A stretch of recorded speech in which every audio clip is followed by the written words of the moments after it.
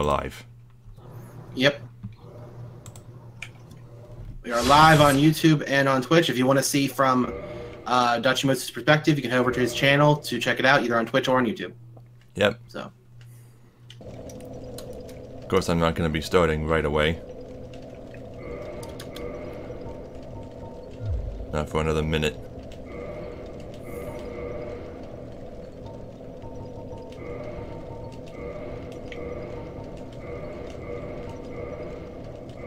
Yeah, I don't have any trouble with capturing alert sounds or anything. I have more of an issue with just the alerts not showing up at all for some reason. That's what I have more of a problem with. Why aren't you crackling so much? Crackling? What are you talking about? Your voice is crackling. I don't know why it's doing that. I don't hear anything on my end. Do you mean like it's crackling like his mic is having an issue, or his voice is kind of rough today? Oh, it's happening to both of you. Yeah, because I don't hear anything on my end. Neither do I. Oh, well, I don't know how to fix that. Do you just have us turned up, like, too loud, maybe? Neither of you are above 100% on Discord. Hmm. Do you think it's just an internet speed thing? You'd think it would be faster, considering I'm using Discord now instead of Skype. Well, I'm saying, what if congestion just started happening on servers over, like, around your area? I don't know. I can't really say. I have no idea. Maybe disconnect from the audio channel and reconnect and see if it fixes it. What? Oh, you mean on Discord? Okay, that audio channel. Okay, hold on.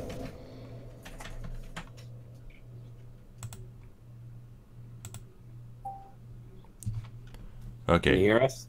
Yes. Has it fixed it? I don't know yet. You need to say more things.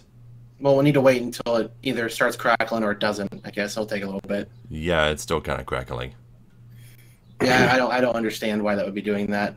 Yeah, it's not doing it to me. Well, So maybe yeah, it's just weird. I don't know. Might have to look up a fix for it later.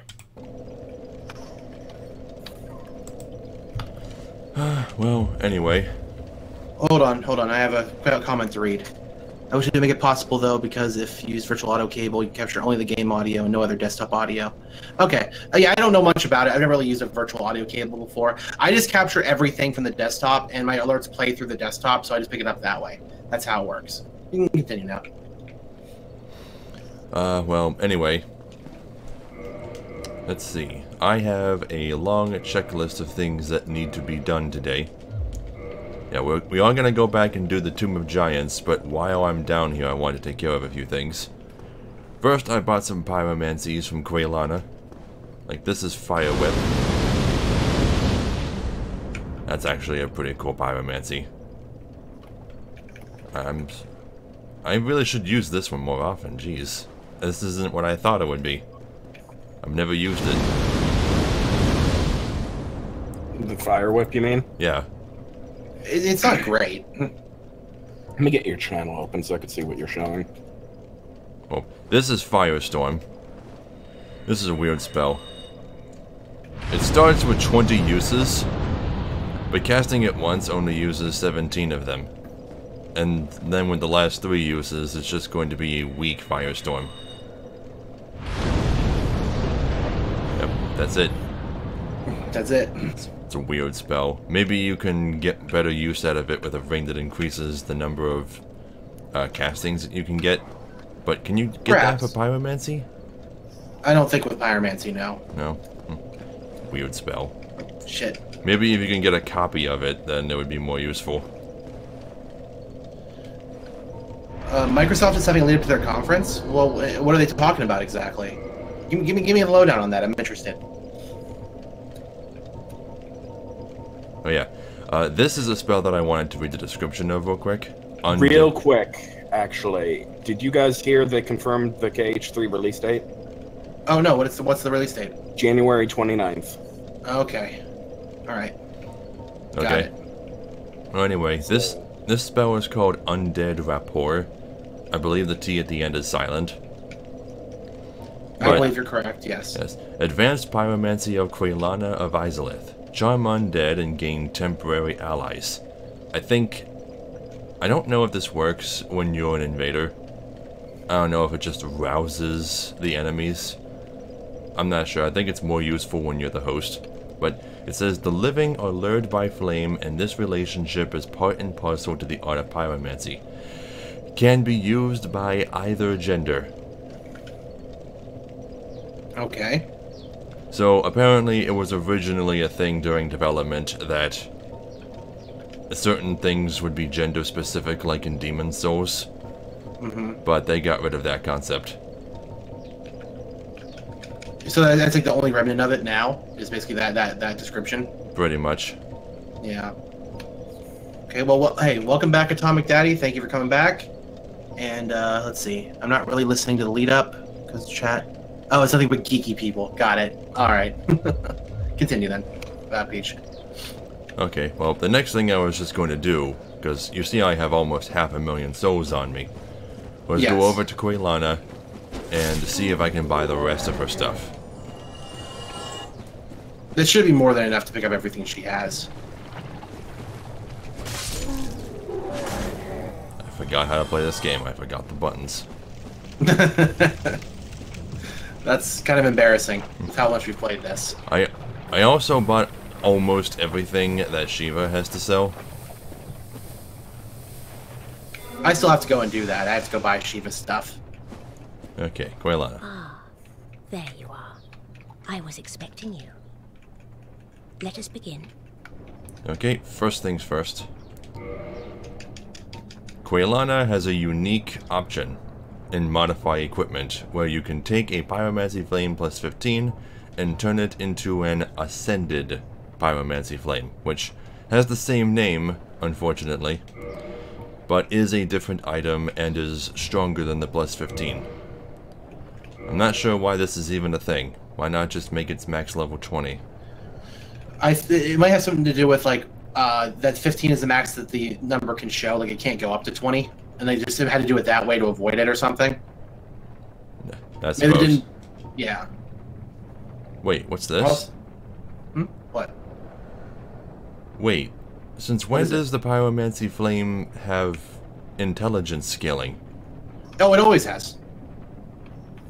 That's something it always had. Yes. Then wait.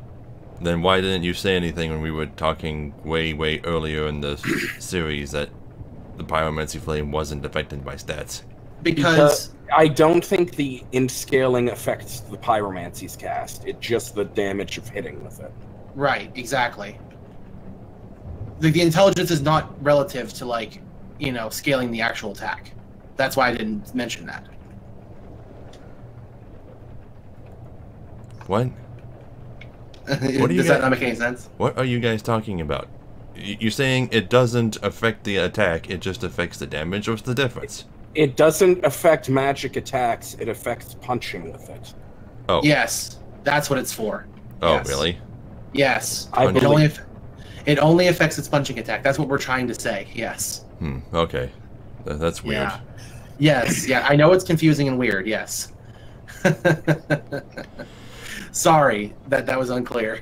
It's especially unclear when you look at the upgrade menu and it shows that the parameter bonus goes up and also the magic adjust goes up. Like, it all looks connected.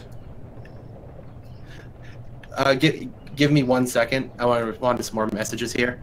The thing next to my face, that's a Twitch viewer counter. That's what that is. Just so you know, Atomic Daddy. Thank you. My character does look awesome. He is a dragon. Let's see. Sometimes, yeah, it does count bots sometimes. That's a negative of it. Yeah. There's low count streamer bots, blah, blah, blah. I understand what you're saying there, yeah. Okay, I drew the dragon, by the way.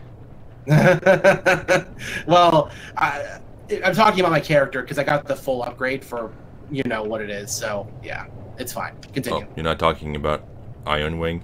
No. I mean, Iron Wing is adorable, and I love him, and he is my mascot, but he's not talking about Iron Wing now. Oh. Okay. Well, anyway. Ascend Pyromancy Flame to Pyromancy Flame plus 1. Almost makes it sound like you're downgrading it, which is why a lot of people, you know, don't do it. Right.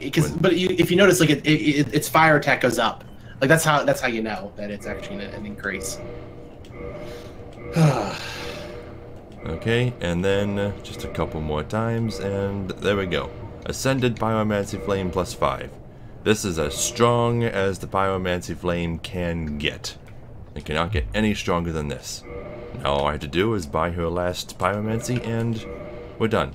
We have learned everything from her. Now we're gonna talk to her. The Witch of Izalith. Please, do not speak of her. I abandoned my mother and sisters, and fled to this land. Now I roam these parts, feigning ablution and pretending to seek answers. Yeah, so she basically reveals that the Witch of Izalith in the opening cutscene is her mother, and she's been around a long freaking time. I don't know if she's undead or if her species is just immortal, because she is a different species. I think they're just called witches. But I don't think Witch Beatrice is one of them. No, Witch Beatrice is just kind of, you know, her own thing. She's just a sorceress. Yeah. Yeah, but there's only 8 of their species. The Witch of Izalith herself, who is the mother, and her 7 daughters. That's it. And we've met 3 of them. I don't think we ever meet the other 4. You do. You meet, I think, all of them. When? Where? Let's see. I can't recount all of them right now, but you fight another one in Lost Izalith. It's implied that one of the bosses is one of them. Well, we know that Quelaag and the Fair Lady are 2 of them. Yeah. Quelana is 1. Wait, isn't that one corpse in the Demon Ruins one of them? Yeah. Okay, so And that's it's 4. being guarded by something else. I wanna say it, but you're concerned about spoilers, so it's hard for me to. I know, but I just don't seem to recall ever actually being able to meet all 7 of them. Well, I mean, I guess you don't really meet them. I mean, you can just see them, I guess is the way of putting it. See them, know where they are. Yeah, Yes. right. Alright, talk to her some more. Pyromancy is the art of invoke. Oh, you already said that. Pyromancy is the Okay. art. But I would hate. What happens if I leave? Now go. Whatever you do, do not crack and go hollow, lest my time spent on you be wasted. Okay, I think we had to talk to her again now that we've learned everything. Ah, you again. I applaud your diligence. But what have you brought for me? Wait, what's going on? What? I can't do anything else with her anymore. Isn't she supposed to say something about that? About what? About her not having anything else to teach you. I don't know. Pyromancy is the art, but Huh. She didn't say anything to me about that when I No, got no. to plus 15. but do not keep. Oh, did you buy all her stuff already? Yes, I bought all of her biomancies and got the biomancy flame plus 5. Okay. Then I'm not sure. Weird. Normally she's supposed to ask you to kill her mother. Weird. Well, anyway, that's all there is to do down here. I think. Unless... No, I don't think he's moved yet. I think he's still up in Firelink Shrine. And Joe, as far as announcements for a Bloodborne 2 or Dark Souls 4, we pretty much know at this point that From is not really interested in doing any more Soulsborne games, at least right now. So the chances of that happening are slim to none. But I suppose we'll find out when it comes by. Well, there you are again. I've culled my best picks from my last summoning. Have a look, will you? Okay, and I've bought almost everything that Shiva sells. The only thing I didn't buy is the Uchi Katana because we'll be picking one up later. Now, the washing pole is an interesting weapon that I didn't point out before. This is basically Sephiroth's sword. It's just a really long katana, but they're both based on an old Japanese folktale about a samurai. I think his name was Sasuke? Something like that. Yeah, he used a long katana. Yeah, but the washing pole is actually a really good weapon for balanced builds, even though it has low scaling. But it has very low durability. Very low. Like, it's actually one of the few weapons you actually have to worry about breaking. Oh, and I went ahead and I upgraded the Demon's Great Axe to +5. I'm gonna go ascend that to large later and try and get that to +10. That should be a really fun weapon.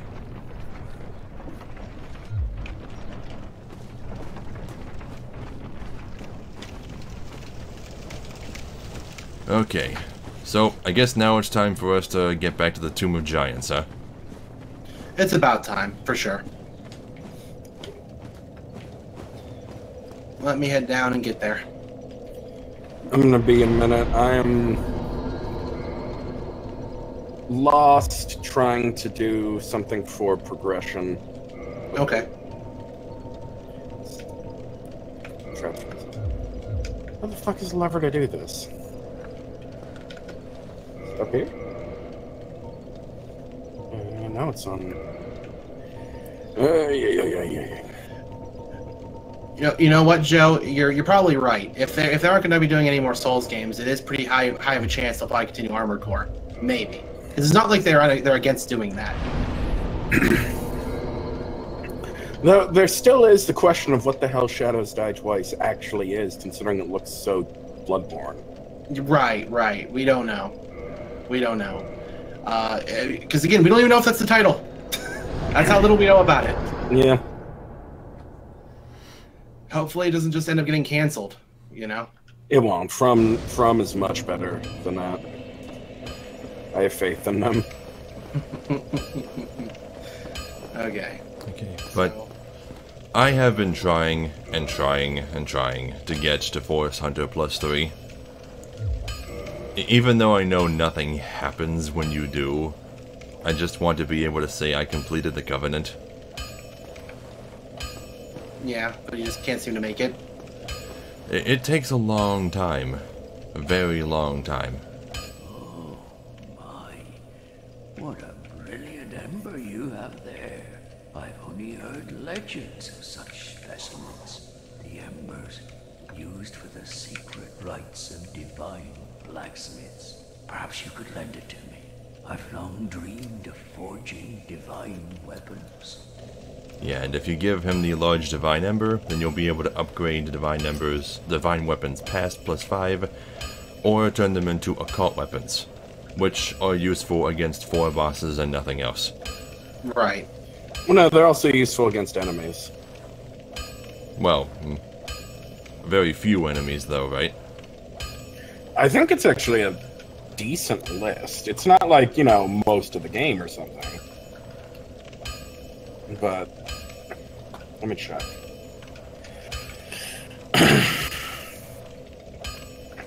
Okay, try not to cough into the microphone, okay? Alright, well, here's the thing. I'm in the tomb right now. How are we gonna do this? Well, I wasn't going to go there, since I'm human right now, until I was ready to summon both of you. Okay. What code are we using?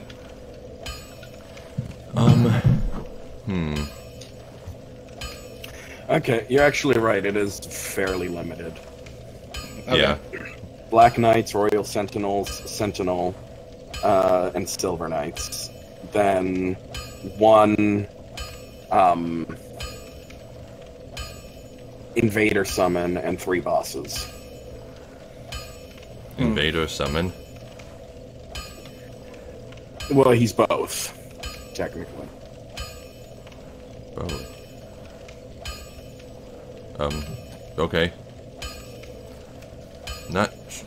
Oh, wait, no. Not him. I'm not sure who you're referring to. Whatever. Will Grant. Oh, right, him. Right. Okay.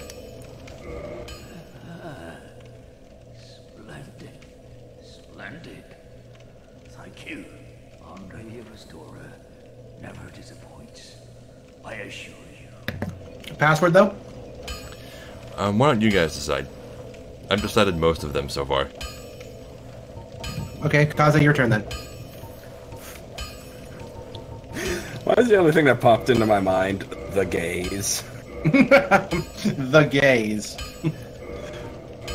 One word? Yeah, as in the homosexuals, not gays. Yes. Like, all lowercase. The gaze, lowercase, all one word. Wait, hold on. What? What are we doing? The gays. We're doing the. That's the count, yeah. So the gaze, all lowercase. It still had twink in, and that immediately made me think of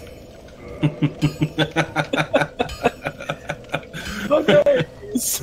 The gaze. Don't get yourself killed. Night. Hopefully we can knock this out quick, because I still got to pick up Matt from work. Nah, we'll handle it. That's what makes Sundays fun. Okay, let's see. Just so everyone knows, I am extremely opposed to this password. Why? Because you two are the only ones who probably fit under this description. I mean, technically, but we're both pan. Yeah. Yeah. So that's why are we calling ourselves the gays? To be silly. Because I still had twink in, and that's what it immediately made me think of. The gays made me think of the twinks. Made me think of the gays. Well, whatever. Before we move on, though, I do want to get a few of these weapons that I just ascended to +6 to +10, so I can show them off. Okay. And yes, Joe, if you want to stream freaking Armor Core, man, I totally watch that.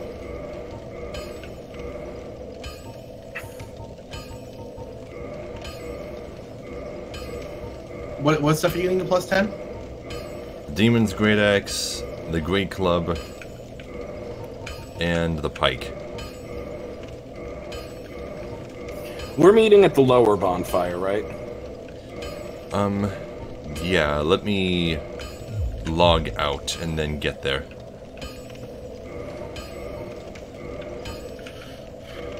You know what I don't understand? I don't get why the quadrupedal skeletons, like, they don't have flames in their eyes. Why is that? The skeleton ones do. Like the skeleton archers. I don't know. Oh, you're right. Yeah. I wish weird. I didn't have to go to the main menu to log out. Yeah.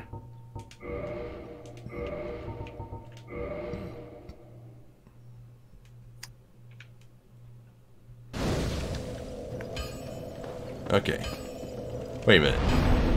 What is the Estus flask made out of? Jade. Why does the description say emerald? Oh, really? Did they change it? Yeah, because it should be jade. It's always been jade. I thought it was jade too, but it says emerald. That's weird. Well, I mean, are they just saying it's color? Because it might just be saying it's color. Well, how is it worded? An emerald flask. So it could be just wording, or they could have changed what the flasks are made out of. Which might make sense, because emerald would be see-through, which the flask kind of is. But Right. jade is a solid stone.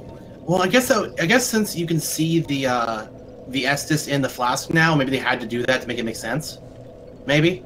I am so close to being able to wield the Demon's Great Axe one-handed. Just need 3 more levels. Oh well, Great Club for now. Look at the size of this thing. I have yet to beat Armor Core 1 or 2. I've played Armor Core 1 on stream before. If you go back through my previous broadcast, you can see that. But I never finished it. Okay, this actually is really heavy. I'm going to need to move my armor around a bit.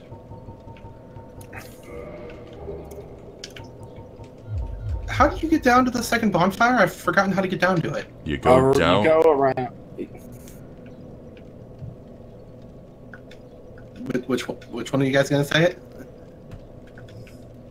You can, Kaze. I got math to do.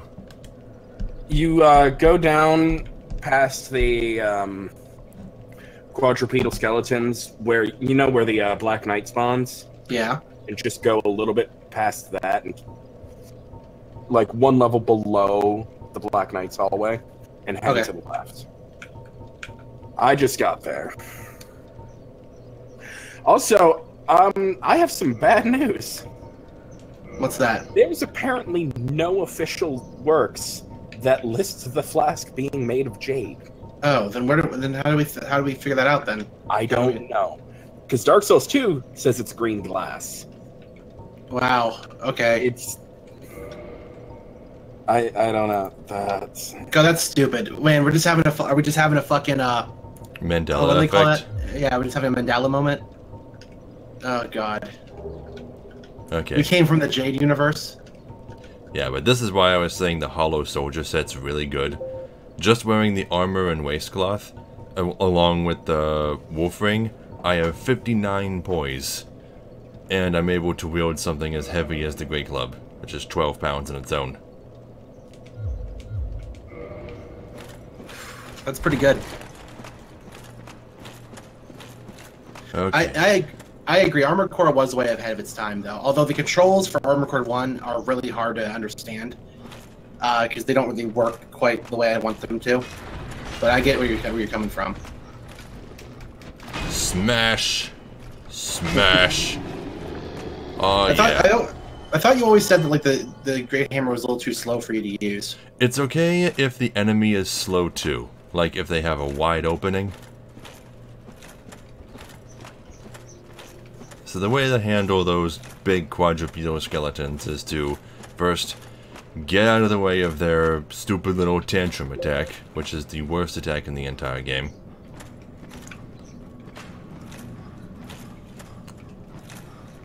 Okay, avoid those guys and go straight for the archer. Okay, takes care of you. I feel more comfortable switching to two-handed to attack. I think it might be a faster attack. Let me test it.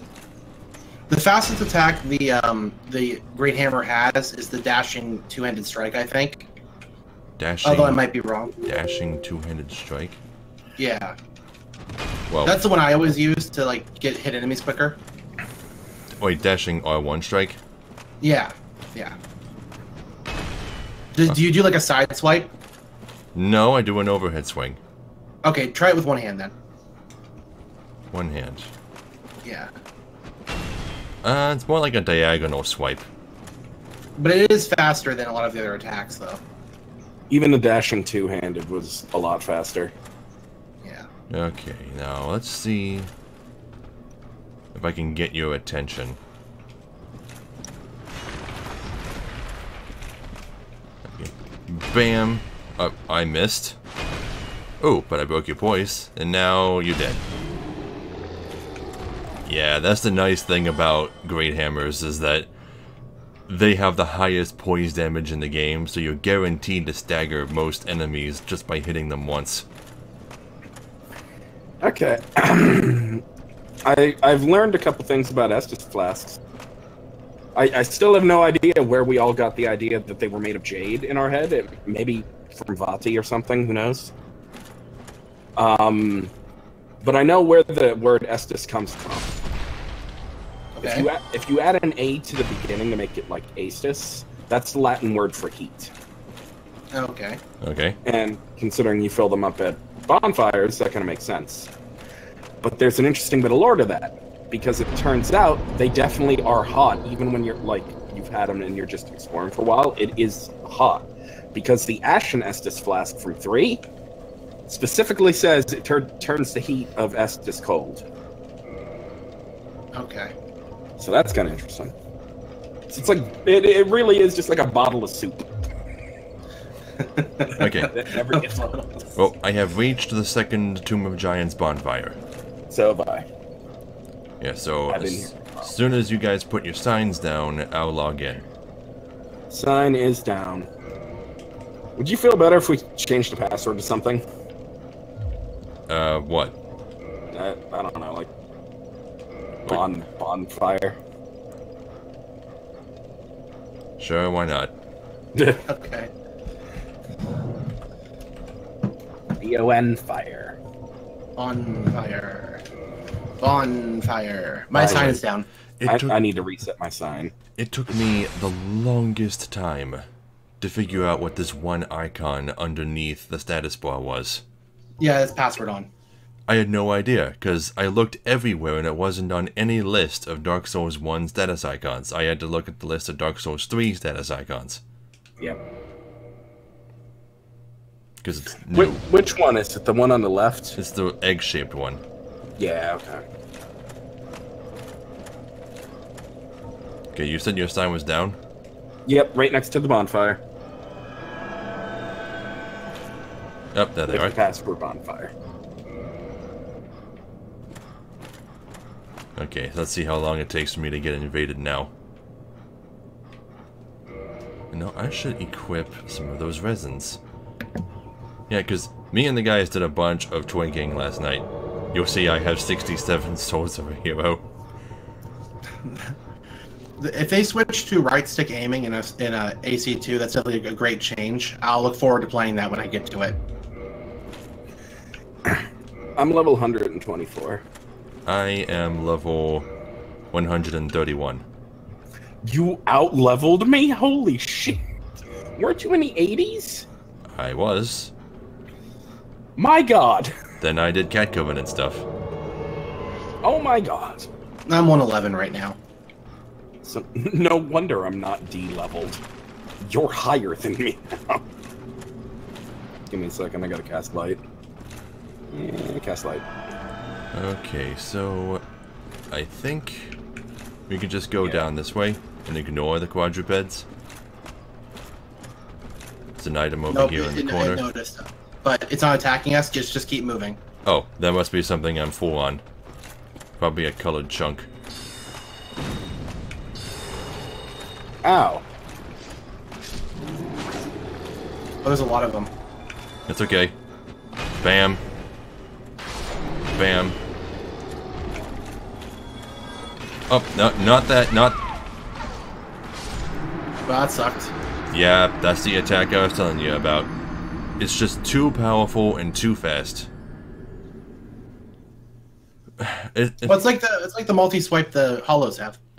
But the stupid thing about that attack, though, is that even if they're facing away from you when they start it, they turn toward you when they continue it, so you have no idea who they're attacking. Yeah. That's why I prefer to finish them at a distance, or at least have a shield. Good thing I have 99 humanity. Right? Dying has no penalties. Not anymore. Do I do any MMOs? Sometimes. Right now I'm playing Dauntless. I do like that game quite a bit, actually. But I've played in the past, though. Like I put like 500 hours into Warframe back in the day before I got tired of it. I played Final Fantasy 14 before. Warframe. I really wish Warframe was something I was still interested in, but I just can't get into it anymore. Especially I just can't. now, because if you have Amazon Prime and Twitch Prime by extension, you can get Trinity Prime for free. Well, I already have Trinity Prime. Yeah, I think I did too, but I think now I got a second one. Warframe isn't ass. Warframe's really good. Warframe's amazing. Yeah, Warframe is a great game. It is an absolutely incredible experience for being free. Yeah. I rarely spend money on free games. I felt no shame in spending money on Warframe to help support its development, because it was such a good experience. Yeah. I'm going down this way. Yep. Oh god. You okay? No. No. Ow.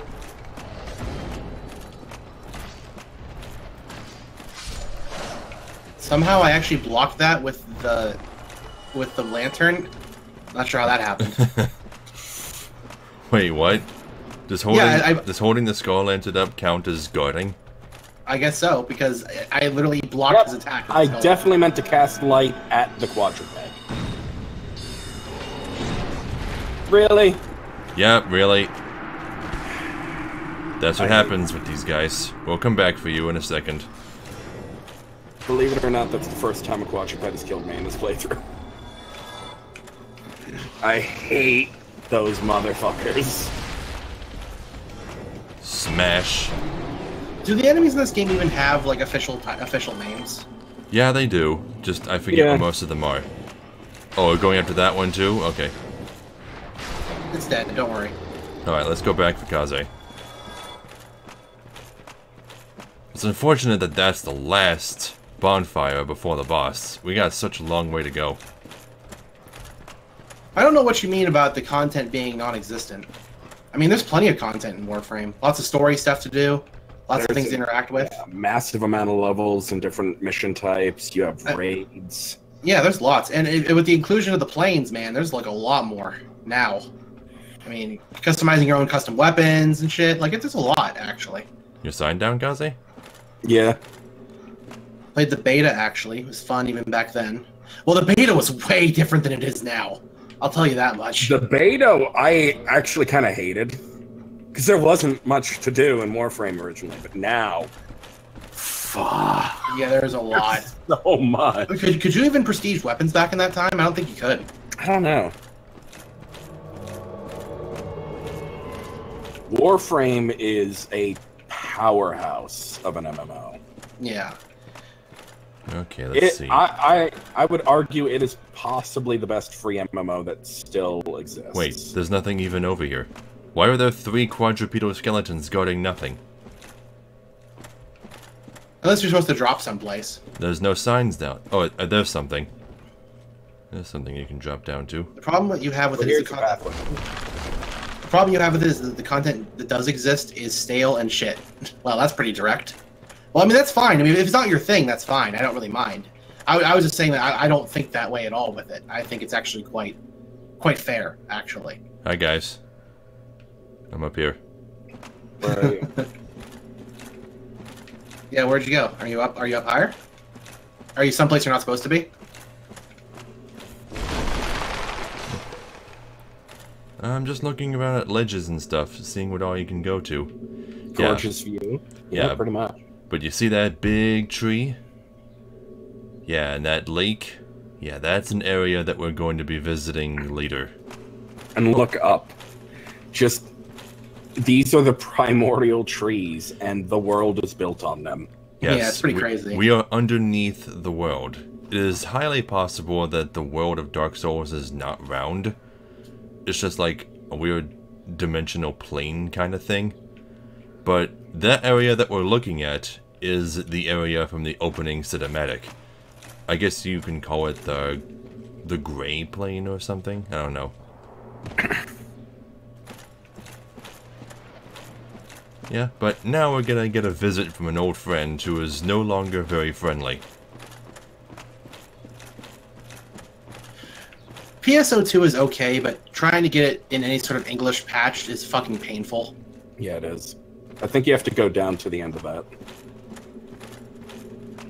I want to play PSO2 so bad, but the patching process and trying to install it and making a Japanese Sega account and dealing with a Japanese CAPTCHA is just too much. Okay, can I talk about the character before we kill him? Sorry. Well, go ahead and talk about him then. You can now. I mean, Paladin Leroy! Yes, Paladin Leroy. Yes, it was Paladin Leroy, the same guy that we summoned for Pinwheel. Right. Hey. Sorry. Yes, now the reason he attacked us is because he is a paladin of the Way of White, and he doesn't want us... Wait, what doesn't he want us doing again? He helped us get the Rite of Kindling. Or, right. or did he not know that Pinwheel had the Rite of Kindling? I don't know, but why is he here? Like, why is he trying to stop us from getting to Nito? Yeah. Does he know about Nito? I think he learned something down here that made him realize sending clerics into the catacombs was not good for the world. I forget the lore behind. I think it's essentially like he's like, oh, if they come down here and defeat Nito, they could stop the Age of Fire. Perhaps. That might be true.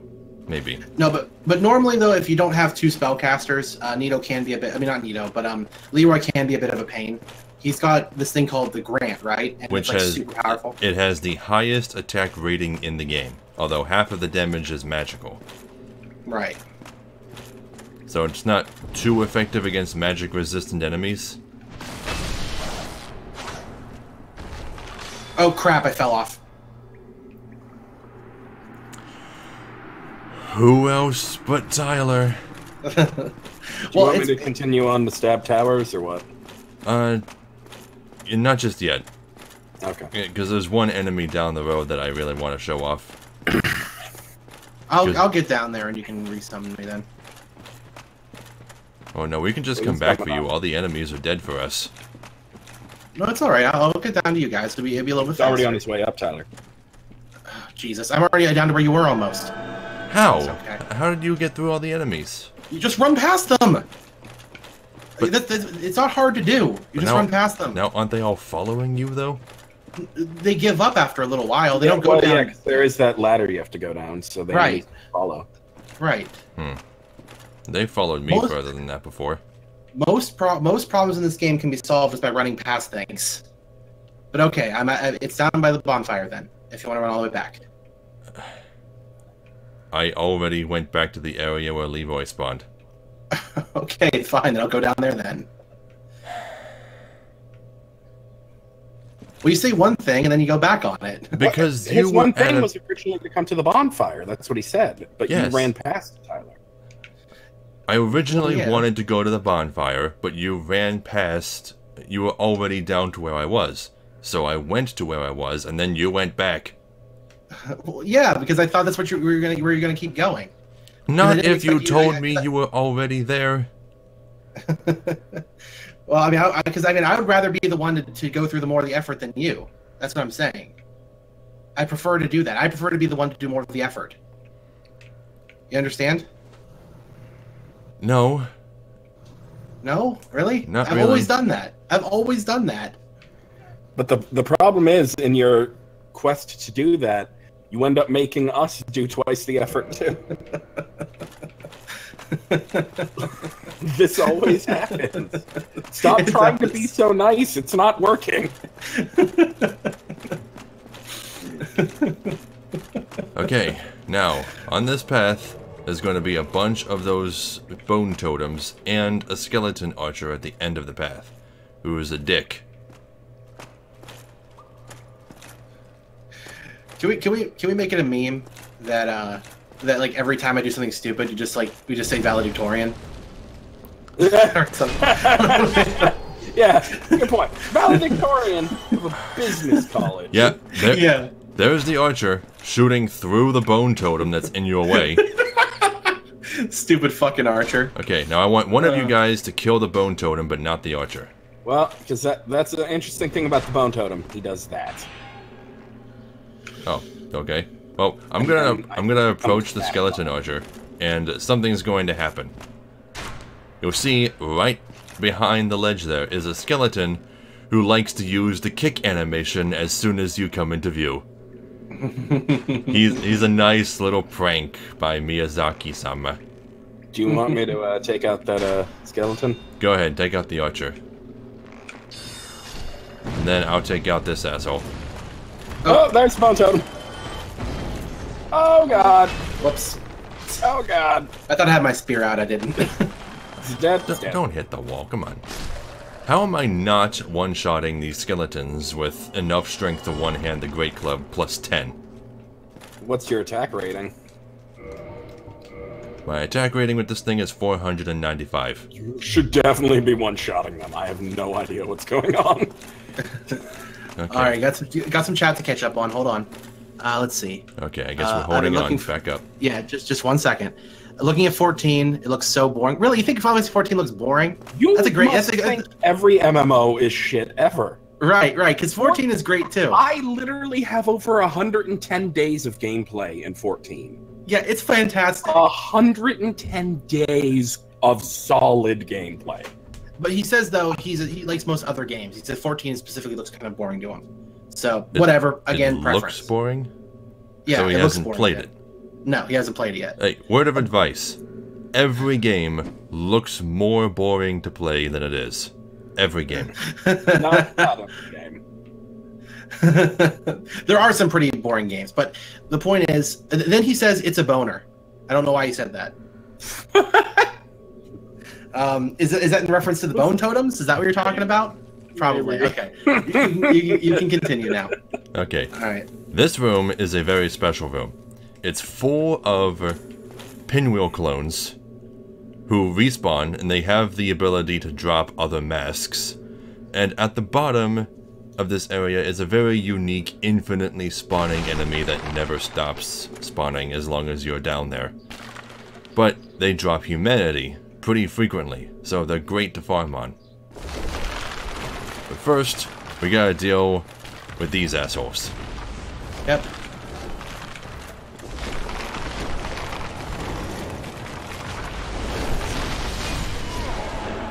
Crush you. Not gonna go after you.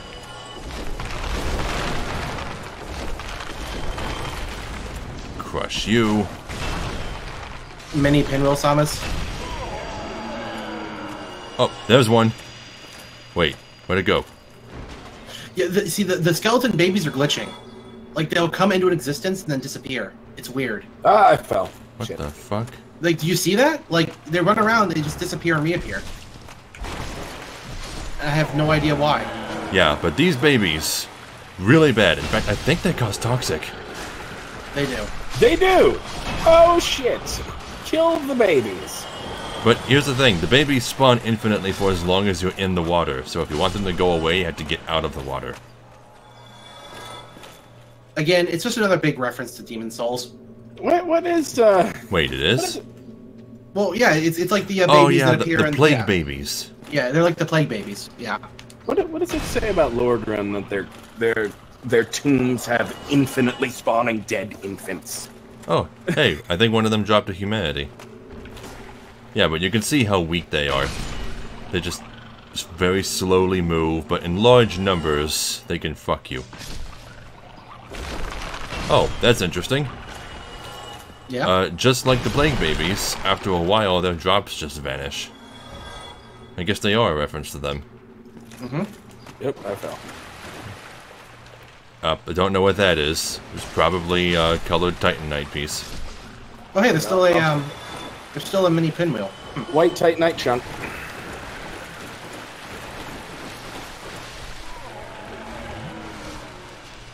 I don't like that the pinwheels sound like dying players, kind of. I don't like it either. So every time that happens, I'm like, Tyler, Ooh, what'd you do? one of the pinwheels dropped something. Don't know what it was, but it must be something that I have a full stack of already. Oh well. Okay. White Titanite chunk. That's so weird. That if I... Wait a minute. Do you realize what just happened? What? You, a phantom, picked up an enemy drop in Dark Souls 1.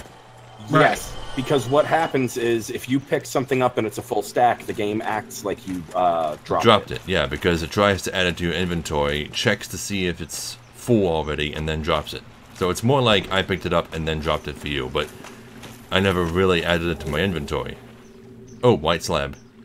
I did not get that. I need to come back. Also, I'm running into this weird thing today, where sometimes when I change directions, look, it just happened there. My character had to fully pivot on their heel and hesitate for a frame before they start moving. That tends to happen when you turn 360 while running.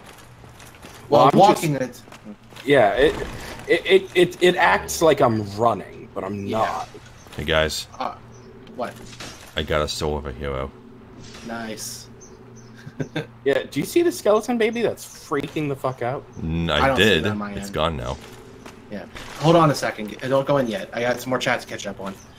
Those skeleton babies look almost comical. They indeed do. It would be more like if they had Dollar Tree ghosts and zombies attack you. What? Fucking Dollar Tree horror decorations are attacked. I suppose that's a good point. Yeah. Oh, there's an item over there I missed. How did I miss that? What are dollar stores in Europe called? Is that Poundland? Well, that's in the UK because they have the British pound. Oh, UK. Sorry. Tyler, not all of Europe uses the same currency. Well, Just most of it. Oh, Which it's another the solo UK hero. should be using the goddamn euro at this point, but they're not because they're stubborn. They don't want to give up the pound. Well, we don't want to give up the imperial system. So we're just as Well, I mean, bad. well, no, that has good reasons. The main reasons behind that is it will be costly, extremely time-consuming, and there's no hard data that it will actually be any sort of quality of life improvement or safety improvement. Well, anyway. This is the boss fog. It's safe to enter it just starting out, because it won't start right away, not until you take a few steps forward. What are we going to do about the infinitely spawning skeletons? I mean, we can just keep them busy. I mean, hell, if you can keep them busy, I can probably burn Nito like nothing. Well, if I'm going to keep them busy, here's what I'm going to do.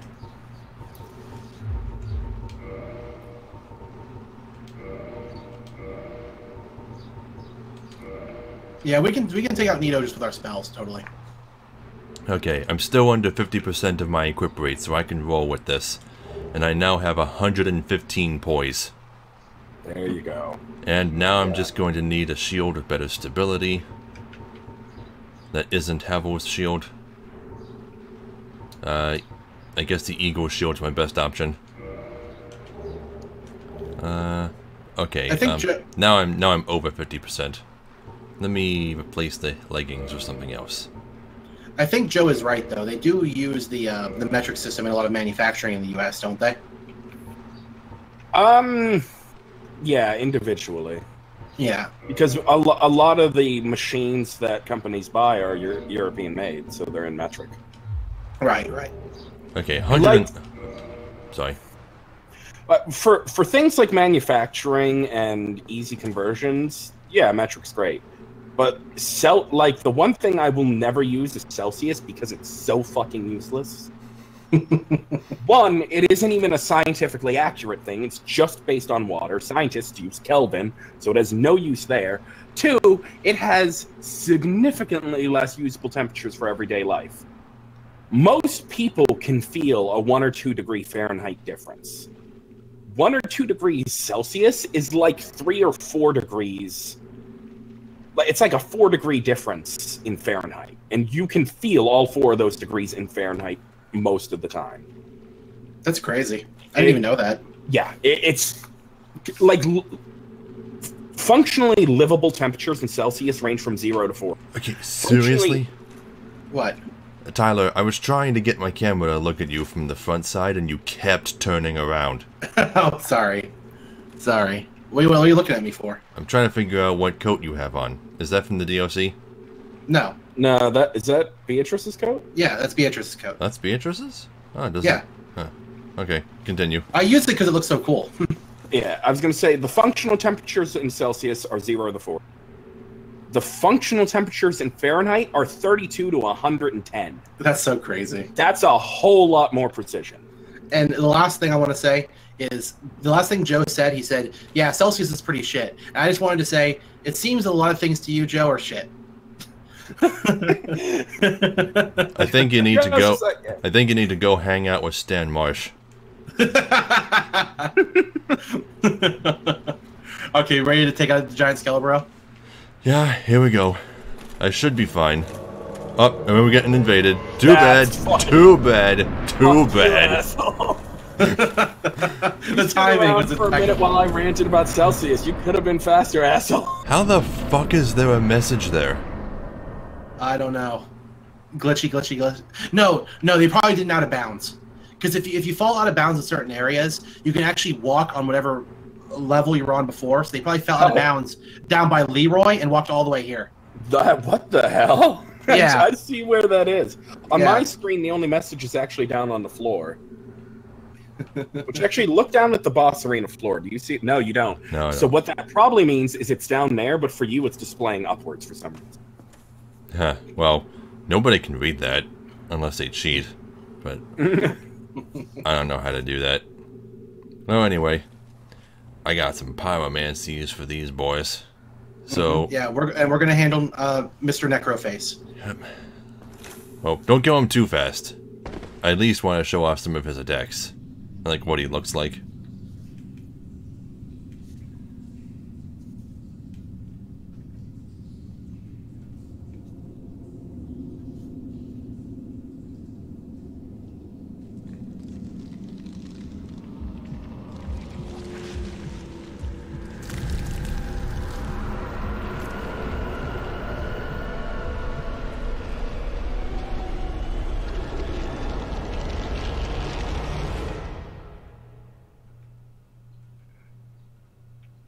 Wouldn't it suck to die on that fall and then just like, down one person? Why does the music always end early for me in these cutscenes? There we go.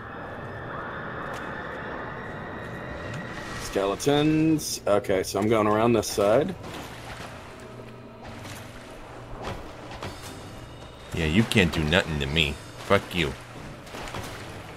I'm a Havo Twink. Holy shit! Nino is a lot smaller than I remember him being. Okay, don't kill him just yet. Let me go look at him. I'm not gonna kill him. I'm gonna get him down low though. Okay, but yeah, there are regular skeletons and giant skeletons all over the place. It is highly recommended that you have a divine weapon to take them out, because they'll just keep respawning as long as Nito is alive. Yep, and there he is, just a big old pile of skeletons with a giant Gravelord sword for a hand. And I think he's casting Gravelord Sword Dance now.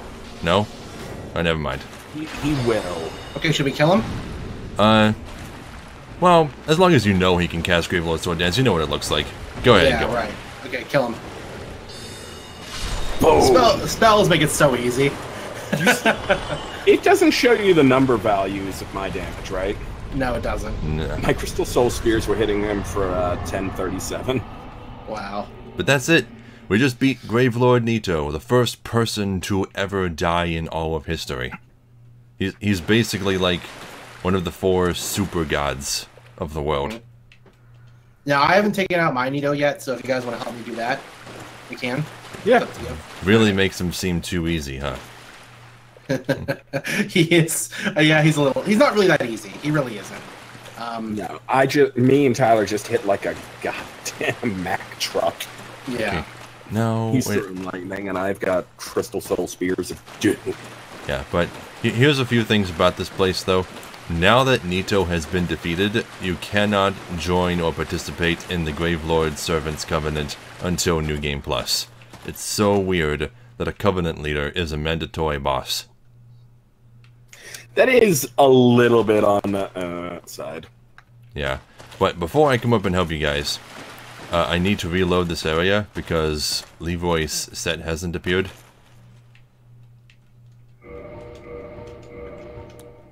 You probably have to quit and come back in. Nito the Jobber. I've never heard anyone call him Papa Nito, though. There it is. Yeah. If you defeat Leroy as a Red Phantom and then defeat Nito, his corpse appears here. It's weird. I guess he abandoned Way of White and joined Gravelords. But yeah, you get the whole Paladin set from him. And killing the Red Phantom already got us his weapon and shield, which I'm gonna have to read all of these eventually. But let me go back and meet with you first. Yeah. No point in kindling this bonfire. There's nothing to do down here. This is just to get you out. Yeah, I mean, the only thing you can do is warp from there. You can't even walk. Yeah, it's not even the only one. There's a few of these bonfires that are only for getting you out. Okay, now let me just get over to... Whoops. Yeah, my sign's down, Tyler. I see it. I see the sign. So I figured out how White Dragon finally, because I didn't know exactly the best way to use it before. Yeah. It hits like a fucking truck. Mm-hmm. Patches, you're still here? Go away. I beat Nito. You should be gone. Did you already quit and reload? Well, I had to warp to the Tomb of Giants bonfire. And I quit and reload in order to get the paladin set to appear. Yeah, that's weird. Talk to him, maybe? Or did you wrong? Or maybe he only appears once you actually go to Firelink. Yeah, maybe. Okay. Hey, Tyler. What? You know how my great soul arrows only do 300 something to the skeleton dogs? Yeah. Come here real quick. Well, I won't be able to see the number. I hate... sorry. Yeah, watch this. Yeah, It's dead. I one-shot with it. I have 20 uses of that spell.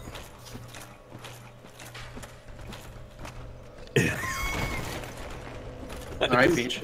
Okay, I'm almost there. Up, almost died. It's not that way. It's down here. Ooh, yeah, holy shit. You were like 4 inches from eating it. Okay, Ooh. I'm there. Alright. No, this isn't actually a bad setup of my shield and armor right now. Watch Tyler's stream for footage of us having a stroke. Fuck is wrong with us? And now Joe's like, Microsoft Contra starting up! He's like yelling it in all caps. For a second I thought you said Microsoft Contra, and I'm like, are they remaking Contra? I heard that too. Yeah. Microsoft Conference. I know that's Conference. what you said. Like, I knew that's what you said, but I heard Contra. I'm like... Yes, I kind of said it that way. I apologize. I was like, You know, Konami really should sell the rights to most of their franchises to other companies so that games for them can still be made. Yeah, but they're not going to do that. They're Konami, and they're headed by nothing but dicks. Right. I'm sure the employees are fine, but the fucking president's a fucking asshole. Not to mention they're basically like the fucking they're like the fucking mafia. It's crazy. Yep. Yeah, they're run by the fucking mafia.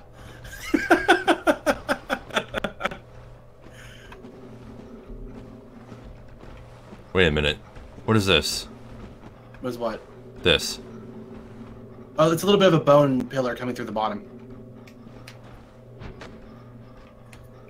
You won't be able to hit that.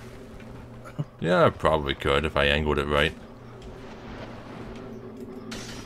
Yeah, I don't know why that one specific bone pillar glitches through. You know, like I was gonna rant on earlier, I really hate that I can't one-shot the bone skeletons with this. I get them down to like 1 hit point, and then I have to hit them again. Now we don't have to worry about Leroy because I already took him out. So Okay. And we don't have to worry about light anymore. Go fucking Halo! Woo!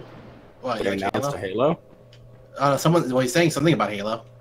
Hopefully they did. God, 5 came out like 2 years ago. We've heard not a fucking thing about 6. What does this message back here mean with 37 ratings? Be wary of lizard. Oh, there's a crystal lizard down here? Yeah, there is. Yeah. I didn't get it. Did not need cast that. Because it notices you as soon as you get to the entrance, so you have to be really quick. Gosh, I was waiting for Leroy there. Oh well. It doesn't matter. Okay, yeah. There was an announcement of a new Halo game. It's called Halo Infinite. The fuck is that? I don't know. We know anything about it, or was it just like an announcement trailer? I don't know. I'm sure he'll tell us. Yeah, that's why I said it, because I know he can hear me. Yeah. Acknowledgement of your viewers. Right? Yeah, but I keep saying his actual full name is Picro Joe. Is his full name. He streams a lot of .hack. I might have to start watching him then. He does a great job. He also plays on emulators, so he like does a lot of speed upping stuff just to like make it like play better. Hey, I'm gonna be be playing .hack Infection once my FF6 playthrough is done. Once I start. I'm so playing along with you. They are bringing back Master Chief apparently in Infinite. Okay. I mean, the Chief was in 5. Yeah, he was. So I don't know what you're talking about. I mean, unless you mean bringing him back as a main character. I mean, he also was the main character. He was the playable character in 5. So I'm confused. I'm PJ. I'm hoping we get more information on Fallout 76, though. Yeah, well, we're supposed to. Is today the 10th? Yeah, we are supposed to get more information on 76 today, I believe. Which, God, I need more. Did you get the white slab? I don't need it. Okay. It's the only way to max out a divine or a cult weapon, though. Should I hop down? Yeah, go ahead. Wait, what happens if we go down first? Nothing. It won't trigger. Really? You can get into position if you want, yeah. Go ahead and get in position. Oh, yeah. Okay, let me heal up from the fall first. Okay, I guess I will get a better look at Nito this time around, too. Yeah. Stream. He's not even in his coffin. No, he isn't. There's just a pile of bones in there. It's empty. He's not here. Right. What? That makes no sense. It's so cool that you can send your spirits down first in areas like this. That is pretty cool. And now he's in the same thing coffin. with Pinwheel? Yeah, you can do it with Pinwheel too, yes. Yeah, if you go down into Pinwheel's room, it looks like there's a player phantom in front of the altar.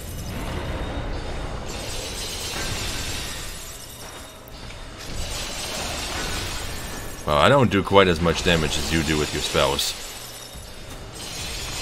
But man, you're taking out all of the other skeletons around me, so I can just focus on Nito. Yeah. Oh man, that's why I it's started lagging. using Dragon Breath.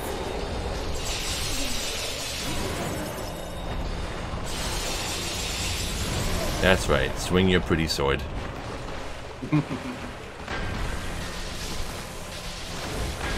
Alright, one more hit, and he's about to do his AoE, and he's dead.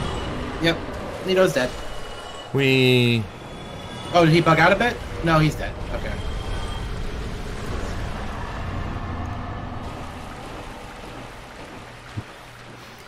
Yeah, he also has an attack besides the Gravelord Sword Dance, where he just does this massive explosion that fills half the arena. Yeah. If you allow Nito to like live more than you need to, he will fuck your shit up. He can be tough, but thankfully, we all, you know, do a lot of damage. We're a bunch of twinking cheaters. I mean, I was strong even before the twinking, just because I'm impatient. How much Crystal Soul Spear do? Oh, that's a lot of damage. Okay, so now that Nito is beaten, I have a long checklist of just things that need to be done during this stream. There probably, most likely, won't be any more bosses. We're already an hour into it, after all. Right. Well, you take as much time as you need. I'm going to keep doing stuff. I might actually go do another area entirely myself. We'll see. Okay. And thankfully, we got all this shit done before I need to go get Matt. Is Leroy's stuff in Nito's arena?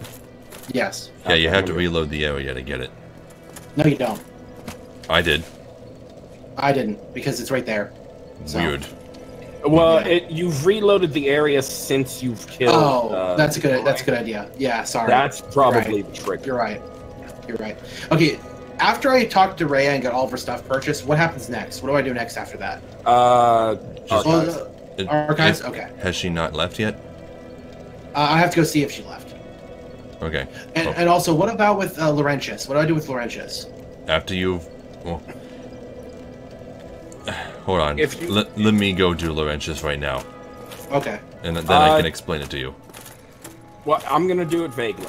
If you want to continue things down a pathway, tell him yes. Okay. if you want to just, you know, let him sit around, just don't talk to him. Okay.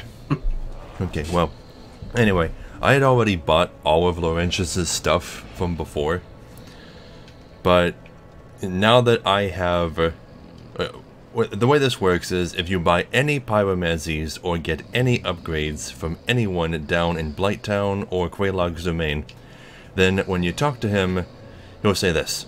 Oh, hello there. You've been a stranger these days. Why? What spectacular pyromancy? Tell me about it. I have never seen anything like it.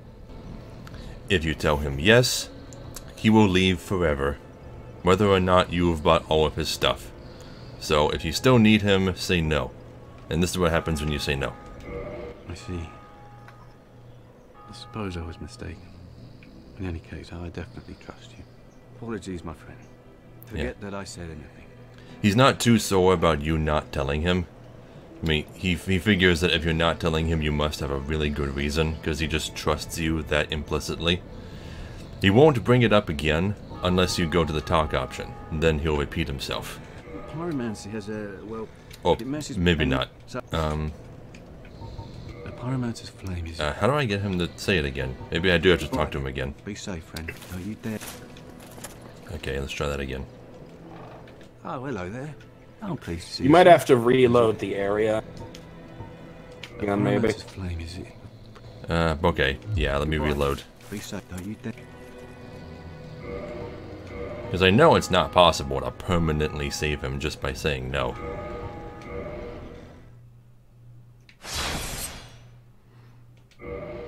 It really is just any button at the startup screen, isn't it? Yeah. Even if you just move the analog stick one direction, it'll go too. I know, that's exactly what I just did. Mm-hmm. It's weird. Anyway, talk to him again. Oh, hello there. You mean to get rid of the notice? No, to make the notice appear. Oh, okay.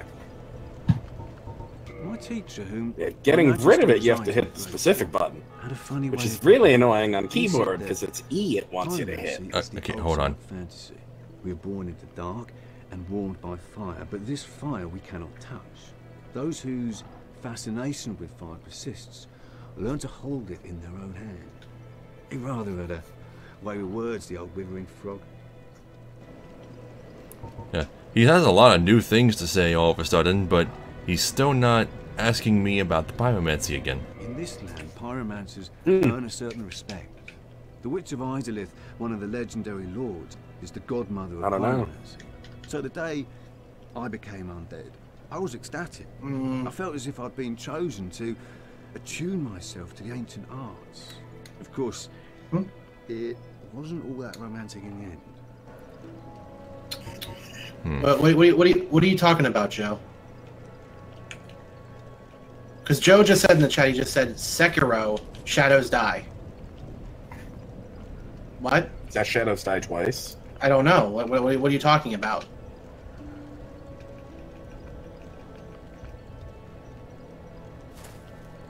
He says it's like a Japanese action game. Sorry. Here we go. Yeah, he finally said it again. I guess I just had to exhaust all of his dialogue. I have never seen anything like it. Okay, now we'll say yes. Why, yes, of course. Thank you for sharing. I'm still an able pyromancer. I shall locate her myself. I'm in your debt, once again. Now what's weird is that he will always say, I shall locate her myself, whether or not the only person you got any pyromancies from was Angi, who was male. I guess maybe he's referring to the Fair Lady, but he's supposed to be referring to Quaylana. So, be safe, friend. Don't you dare go alone. Now that we've told him where we got the pyromancies, he'll be heading down to Blighttown. And that is where we will meet him next. But first, I was going to talk to the crestfallen warrior. It's been a long time since we've spoken to him. I missed out on a lot of his dialogue. Normally he has things to say about most of the people who show up in Firelink Shrine, but I think now he only has one thing to say. Did you ring the second bell? It's Sekiro. But now we have a new problem. Interesting. It's noisy. It snores, and its breath is lethal. This is no laughing matter, I tell you. I actually missed most of what he said. Sorry. How'd that happen? I mean, Kaze only said like one word. Did you just have that little to say? Well, anyway, I think I remember what he said. Basically, after you ring the second bell and Frampt shows up, the crestfallen warrior just starts bitching about Frampt's presence. Like, the way he smells, the way he sounds, all that stuff. If you talk to him one more time after that... Damn. That stench. And I was really beginning to like it here.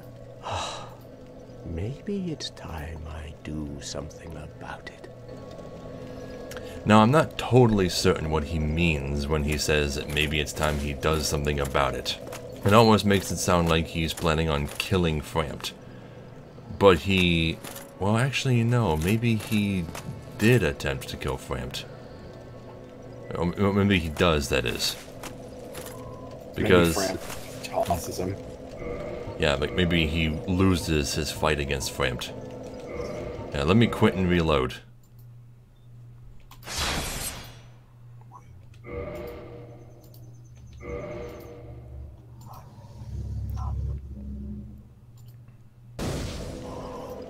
Oh, he's still here. Why does this keep happening? Just walk down there. He'll be there. Okay. Well, it doesn't make any sense, but just pretend that he disappeared.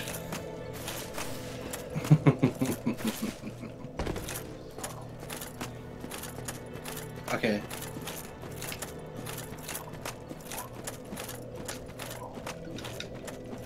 Okay. Down to the Nulando ruins. So, am I going to speak? Yeah, for now. Okay. I wanted to say, yeah, the Sekiro thing. Yeah, that's Shadows Die Twice. That's the title. So it's Sekiro, Shadows Die Twice, and it looks to be some sort of fusion between like it looks like a bit of a fusion between like a Souls game and Tenchu. Yeah, I was just about to say that.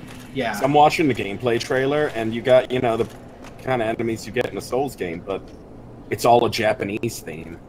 And it looks, and you got like the grappling hook from Tenchu as like one of your main tools. Yeah. So this is like From's take on Neo. Basically, yeah. It's Neo was Japanese Dark Souls. I would think that would be so funny if like, we can do it better. So yeah. And also the thing we saw in the Shadows Die Twice teaser, that was the main character's left arm. Oh. Okay. Yeah, his arm gets cut off and replaced with that weird mechanism thing. Okay, cool. It looks extremely skeletal. It's got like a bone and also a mechanic part to it. But it also looks like he can like summon weapons from it. Okay. Like, at one point he throws his left arm out and an axe appears in it. So. Well, honestly, it should be fantastic. Yeah. Whenever FromSoft goes out of their way to do something a little different, usually it works in their favor. Yeah, so, I mean, look at what happened with Souls. God damn it. Why didn't you tell me my lights weren't on? I didn't even notice. My face was so dark. How'd you not notice? I don't know. I just didn't. No one else is in the chat anyway, so no one else would have mentioned it. Yeah. God damn it. It's not that big of a fight. It's okay. Yeah, it's no big deal. Oh, anyway, I'm down on Nulando ruins, and as you can see right over there, the crestfallen warrior is just standing there waiting for us. Looks like he uses the heater shield too. But yeah, as soon as we go down to approach him though, he immediately turns hostile and tries to fight us. Because if you can get a good look at his face, you can see that he's become jerkified. Jerkified. Yeah, he's beef jerky now. He's gone hollow. He no longer has the ability to speak or think. He just fights because that's what he did in life. And not very well at that. In the 20 seconds it took you to ride that elevator down here, died and hollified. somehow. Time is convoluted. Right. Oh god. I wish somebody would mod Metal Gear Solid 3. So when you die, instead of saying you created a time paradox, it should be Solaris saying time is convoluted or whatever. That would be the best. That would be the best mod ever. Somebody do that. Oh my god. Oh, anyway, when you kill the crestfallen warrior, nothing happens. I think a humanity gets added to your counter. I missed it. I thought he was supposed to drop humanity, but I don't see it here. He gives you 1,000 souls and nothing else. No special drops. Just that's the end of his story. So if that's one of the NPCs that all you have to do to save him is to just never talk to him. And he'll sit in front of Firelink Shrine forever. Or if he annoys the piss out of you, you can talk to him just to spite him, so you can stab him. And it's not a sin. It's not? Nope. When someone goes hollow, fighting them is no sin. I thought you meant while he was not hollowed. Yeah, this way you can stab him, and it's not a sin because he technically aggroes you first. Have you materials? Go on, show me. Okay, I bought all of Rickard's spells already. Come back soon. Smithing helps soothe my nerves. Don't let me wither away out of idleness. Okay, guess I'll just use the homeward bone and go back up then. Not ready to take on this area yet. Not that I'm not prepared to, it's just not time for it. Wait, really? I'm back down here? Jeez. Anyway, there's more NPCs to talk to.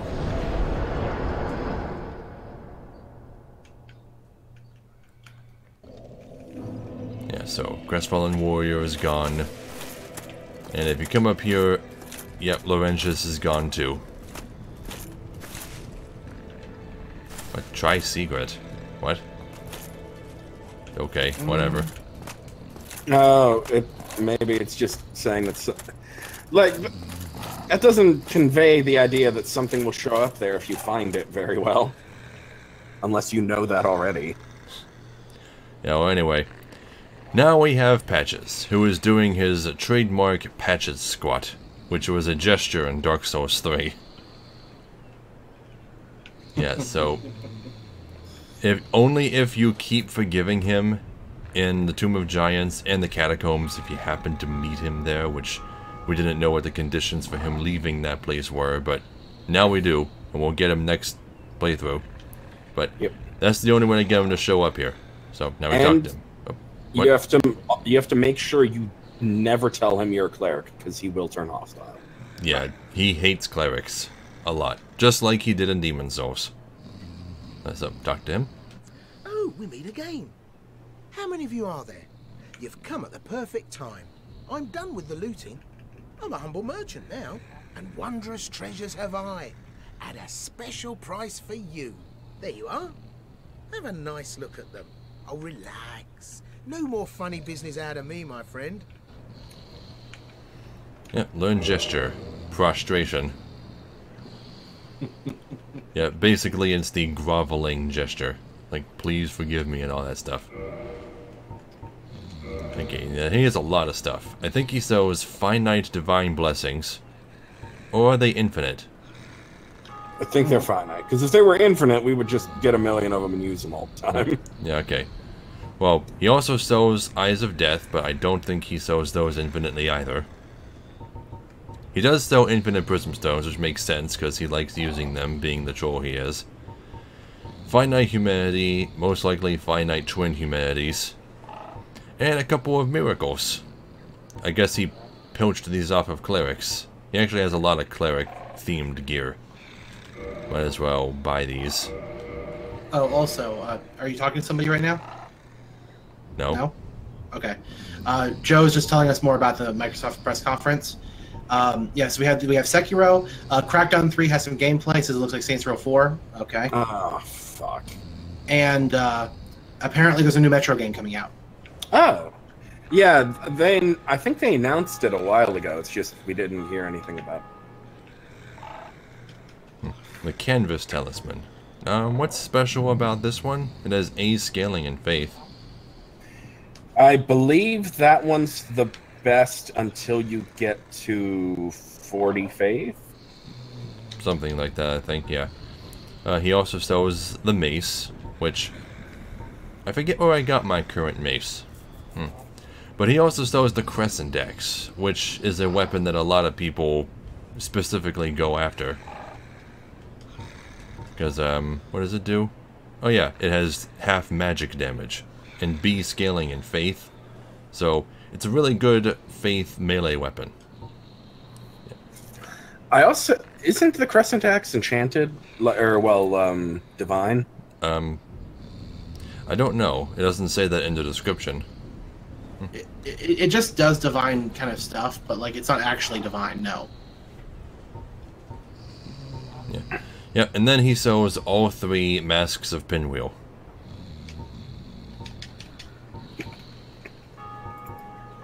Yeah, the father raises equipment load, mother raises HP, which kind of makes it the most worthless, and Mask of the Child raises stamina recovery speed. And he also sells the Cleric set, which was what Vince and Nico were wearing. Yeah, Canvas Talisman is best between 27 and 39 faith. Oh, might as well buy the other masks too. Not that I'll ever wear the Mask of the Mother, but still. Okay, then we're gonna talk to him. Now, similar to the Crestfallen Warrior, Patches has things to say about the other NPCs, just like he did in Demon Souls. Here, have you met that backwoods Shiva? Believe me on this one, my love. The man is trouble. I can see it in his eyes. I just can. No doubt about it. Watch him. And then it basically tells you that Shiva is definitely evil and not to trust him. Even though they removed that side quest from the completed game. So now what he says makes no sense. Oh well, talk to him again. Yeah. Have you met that sunbathing Solaire? Believe me on this one, my love. He's a complete idiot. But he happens to be an awfully strong idiot. So just nod your head and keep him on your side. Yeah, and Patches is one of the few NPCs in the game that actually talks about Solaire behind his back. Basically telling you that everyone thinks he's crazy, but he's also really nice and strong, so don't get on his bad side. Hey, talk to him again. Wait, have you met Petrus? That self-proclaimed cleric? Believe me on this one, my love. The man is scum. Don't you be fooled by his claims to do good. They're all the same, those rotten clerics. Oh, we're already perfectly aware of what Petrus is like. Hey, talk to him again. Boy, have you met Lautrec the Embraced? Believe me on this one, my love. He's completely mad. And dead. He wouldn't think twice about cutting somebody down. So watch out for him. Especially if you've humanity to spare. Yeah, Lautrec is already dead. Wait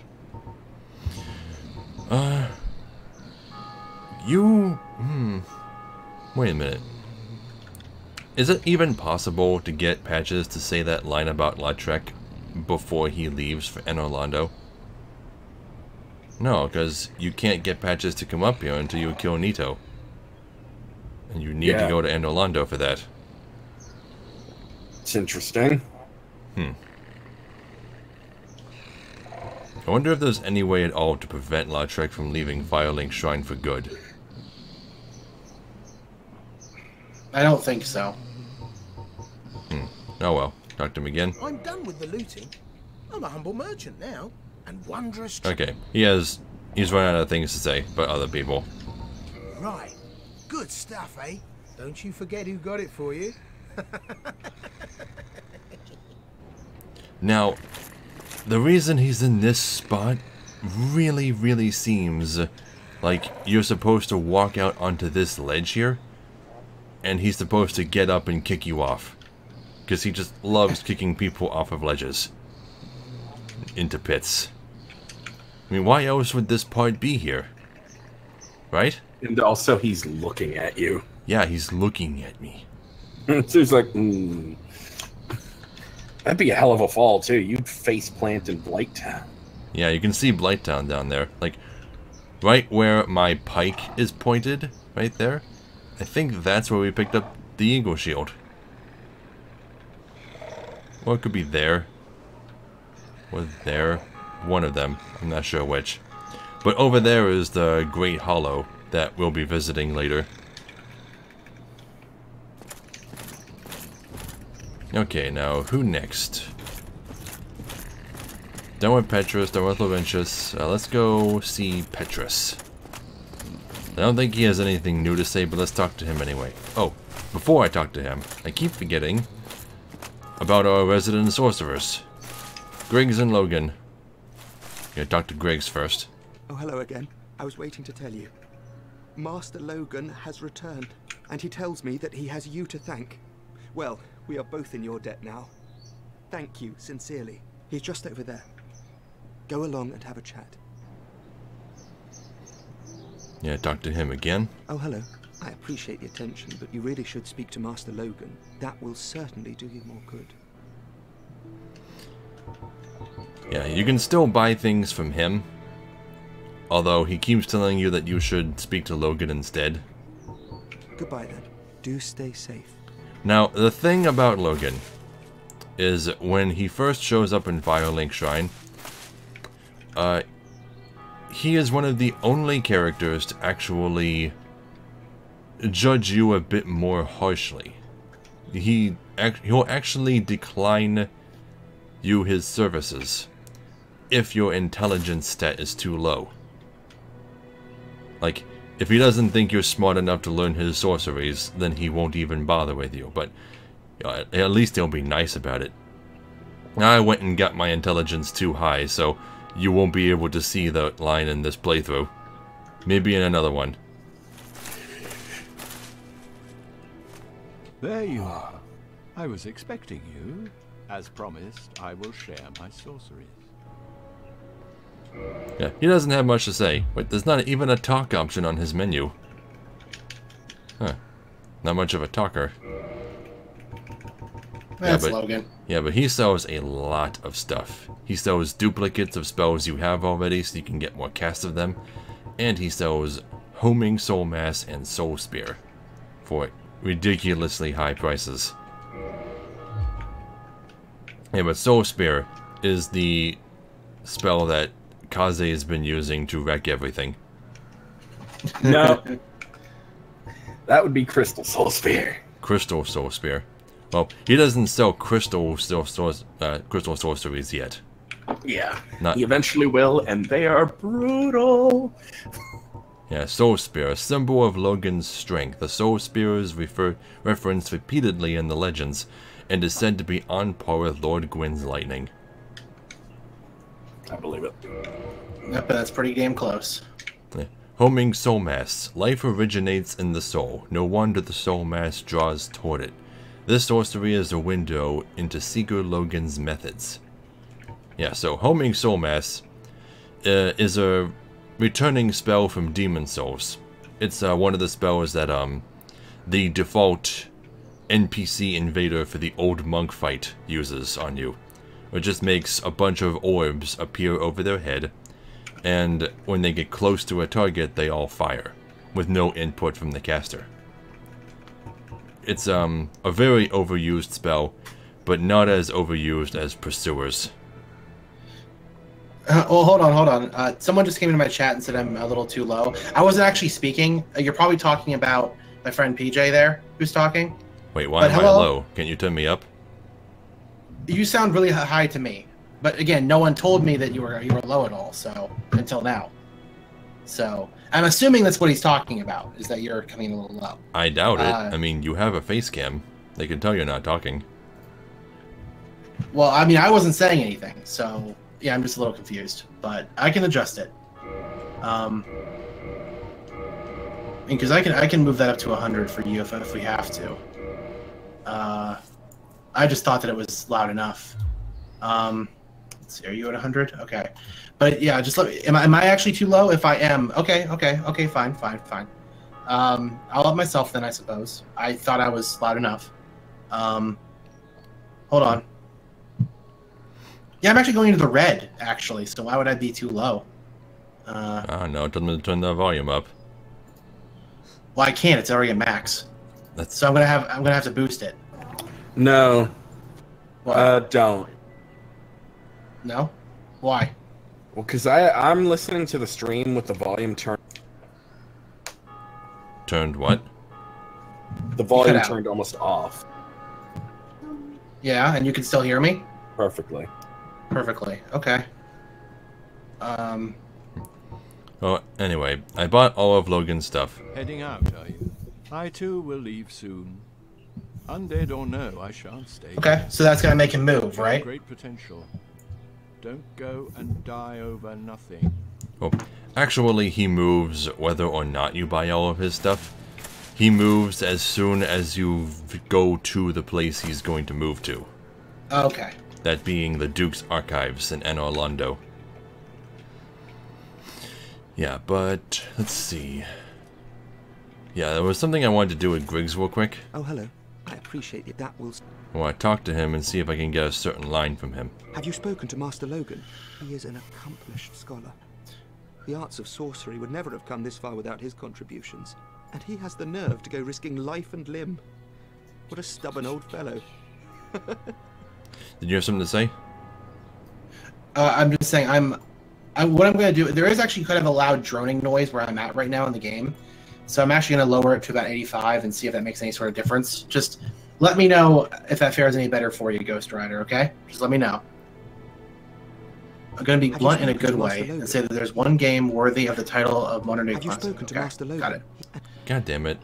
Okay, I guess Griggs doesn't say it anymore after Logan shows up. What was he supposed to say? Well, Griggs has a line where he talks about how to use sorcery. Which is basically, you equip it, hold a wand, aim, and then shoot. Yes. So it's like, one of the most accomplished scholars of the Vinheim Dragon Skull doesn't actually know where sorcery comes from or how it works. Which is why a lot of people believe that most sorcerers, at least in the Dark Souls 1 universe, are complete idiots.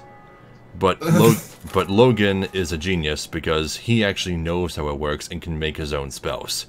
Most sorcerers just use spells that already exist, like us. Like, the player isn't smart enough or knowledgeable enough to make their own sorceries. Although that would be cool if there was a sorcery crafting system. Yes, right. But hold on a second, I got some more stuff to respond to. Let's see. Yeah, I agree. Dark Souls 1 is definitely a modern classic. 100%, I 100% agree with you. Games like this are 1 in a million these days, and I agree with that too. Dark Souls 1, I think, is the most played game all of us have ever played. Maybe. It depends on, like, I don't know about you, PJ. You probably played something more than Dark Souls, though. Yeah, Dark Souls 2. Dark Souls 2, yeah. Wait, what was just said? Oh, Ghost Rider in the chat was just talking about how Dark Souls is such a great, like, classic game. And I was talking about how it's pretty much our most played game for each of us.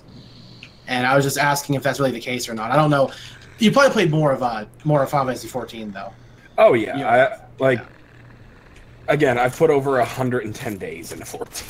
And me personally, I think there are a few games I've played, I've clocked more hours into than Dark Souls 1. Final Fantasy 7, Skies of Arcadia, Dark Souls 2, just because I like its PvP better. No lag stabs there. Right. And Oblivion. Oh, Oblivion, yeah, I forgot about Oblivion. I spent a long time playing Oblivion, too, myself. I did not spend as much. Okay, I don't think Petrus has anything new to say. Oh, it's you. You rescued Oh, my he does. Well, a pity that is, for it will amount to nothing. For the little madam is not worth her salt without her family name. So basically, he's slightly irritated that you rescued Rhea, but he tells you it doesn't matter because she's still going to get what's coming to her. Now, there is a way to save Rhea without sinning. I mean, you could just kill Petrus right now, and then you don't have to worry about it. Did I buy everything from you already? I have. Also, one more second. Just wanted to tell you, Ghost Rider, the reason he's talking about stuff other than what you see is just because he's playing on his own right now, streaming alongside on his own channel or whatever. Yeah, so his viewpoint's different from mine. Yeah, I have a stream going on both YouTube and Twitch. Yes. But as for what you're saying about Dark Souls 2 not being a bad game, yeah, definitely. It's not a bad game. It's actually very, very good. But yeah, people have really heavy opinions on it. I do agree with that. And it probably just comes down to how different it is from the first game. Here's the thing about Dark Souls 2. There are a lot of good changes and there are a lot of bad changes. Soul memory is one of the stupidest things they have ever come up with. It just limits people who can play together even more than they already have. And, I mean, even the remaster here has some fucking bad decisions. Adding weapon level was the worst thing they fucking ever did. Awful. Absolutely weapon awful. Level yeah, it's dumb. See, I don't think that's even really a bad thing at all. But here's the thing about weapon level, though. People who want to...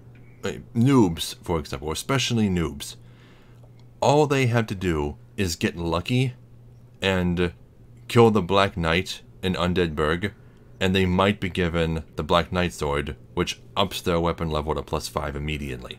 That makes it, like, right away, it makes it so that they can't play with anyone else that has unupgraded weapons. It was just a poor decision overall, really. They should have just overhauled the matchmaking entirely instead of doing that. Like, I would have preferred if it was just an option to choose a specific level range of who you want to play with or something. Just something better than that, I would have preferred. Yeah. What they probably should have done was they probably shouldn't have had a weapon level range so much as maybe more of like a progression range. Actually, no, fuck that. Not even that. What's even the point? I mean, if you're going to apply that to anything, just apply it to invasions, not for regular summoning. Yeah. Yeah, okay. Yeah, it would be cool if there was no actual cutoff at all for regular summoning. At all. That would be nice. And, also, PJ. Yeah? I've been looking it up. Greg says nothing about how to use magic. He should.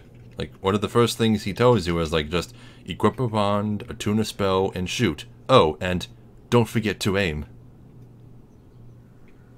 That's not listed in any of his dialogues. It should be. He's the only one that says it. Unless someone else says it. I mean, it's him. I'm actually just going to watch a video of him. Yeah, while you do that, I'm going to talk to Rhea here. Hello. I will never forget what you did. I am deeply indebted, for it was not within my power to save Vince or Nico. I cannot thank you enough. In case you have not heard, I am Rhea of Thorland. I only wish there was some way I could help you. But I am inexperienced and I only know the art of miracles. If that could be of any help, speak to me again. It's kind of funny. The way she speaks, it's like she doesn't even remember meeting you for the first time in Firelink Shrine at all. Like, she just does not care about other people enough to learn their faces or names. And she introduces herself again. Like, she can definitely come off as really bitchy, but she doesn't mean it. And that's something that Petrus doesn't understand. Right. Yeah. So, right, are you talking to somebody right now? No. No. I just wanted to say, yeah, because Ghost Rider's chatting a lot. Yes, Dark Souls 2, definitely a black sheep of the series. I do agree with you. But yeah, like we said before, though, it's still great. So we still love it. Bloodborne, though, that's a good thing to bring up. That game, is I would say Bloodborne is almost on the same level as Dark Souls 1, just from design perspective. If Dark Souls 2 is the black sheep of the Soulsborne series, then Bloodborne is the adopted redhead. pretty much, I guess. It's still I still think it's my favorite out of the compilations of the series. I like Dark Souls 1, still my favorite Souls game, but Bloodborne is just so much better put together, I think, than Dark Souls 1 was. But that's just my opinion. Okay, you can continue now. Would a miracle be of any help to you? I would be most pleased if I just looked up a video and his dialogue on another site and nothing. You know, I'm gonna look it up now because I know he says it. Again, we're all remembering things incorrectly, apparently.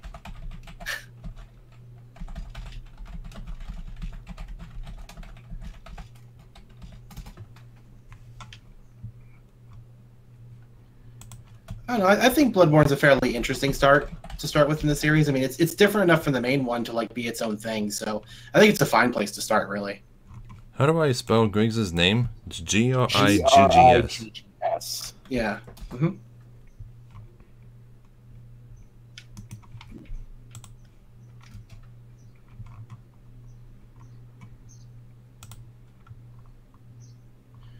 Jeez. I don't know. We'll see how Shadows Die Twice deals. I mean, I'm hoping that that's going to be, somewhat Souls-like. It'd be cool if there was still like that weird online connectivity and time is convoluted shit. That'd be kind of cool. But we'll see what they'll do. It may end up just being a complete solo experience for all we know. I'll still play it. Whatever.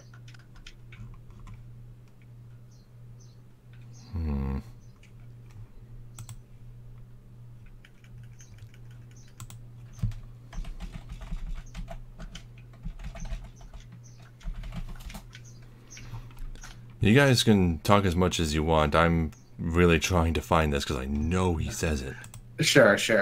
I'm just waiting for Ghost Rider to make some comments. Responding to that, he just was talking about how Bloodborne was. Bloodborne apparently just did not like him. It is a very hard game. I think the one thing that Bloodborne did that made it a lot harder was the way that it did counters. Since counters are just a pain to do in that game compared to Dark Souls 1, 2, or 3.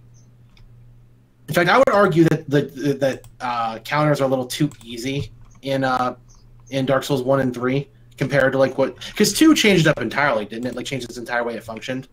I suppose we'll get to that when we play it. No telling when that'll happen though. Oh.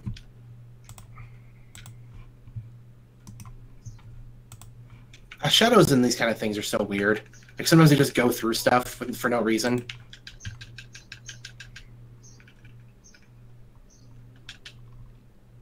I know he says it. I'm just going to look this up after the stream. I don't know, man. You might just be wrong. I'm not wrong. Plague of Gripes talked about him a lot when he met him in his playthrough. I know he says it, and I just heard him say it in one of my other characters. I just don't know why it's not written down on Wikidot, or in any of those dialogue videos. Is it a hidden line that I just happened to hear a lot? I mean, it's possible. Well, hold on a second. I'll look at myself a little bit too, then, for you. Oh, anyway. Okay, so, Rhea. She sows a few new miracles, including Wrath of the Gods, which is probably the most broken and overpowered spell in this entire game. It only takes 1 slot and has 3 uses. Primal Form of Force, great powerful shockwave. Wrath of the Gods was an epic tale that tattered over time and devolved into the modern Force. This primal form of Force emits a shockwave that also inflicts damage. So not only does this damage people a lot, but it also pushes them like Force does. Which means basically anyone with under 20 poise is going to get knocked off of the nearest ledge. And I'm buying it. In fact, I'm buying everything that she sells. Because this is how you rescue her. Quote unquote. This is how you keep her from being assassinated. You had to buy all of her stuff. Everything. You even had to buy 1 talisman from her. And 1 divine blessing. Well, she only sells the 1, but that's okay. Now that you've bought everything from her, she will leave. And then when Petrus comes up to assassinate her, she won't be here. Prince and Nico were fooled by a lout named Hatchet and turned into right. hollows. Give me a second, Ryder. I'm just looking at this dialogue form. It'll just be a minute or two. My frailty that has sealed their fates. Perhaps Petrus realized my weakness all along, and thus made the decision to abandon me. I can hardly blame him now. So Rhea realizes that Petrus abandoned her, but I don't think she still knows the full story about how he feels about her, though. Hey, talk again? Oh, same thing. Okay. She should leave now. Then be safe. Farewell, Verionox. She says Verionox, which I guess is kind of a reference to what the clerics and demon souls said all the time. Umbasa. But Verionox has a meaning. What was it again? It was fear of the dark, right? I believe so. But it also has some other meanings too, like fear yourself, or fear improvement of yourself, or something like that. Yeah, Google searches would turn us into I fear the night is feared. Let's see. Farrier is the first person conjunction of the verb translating to I fear.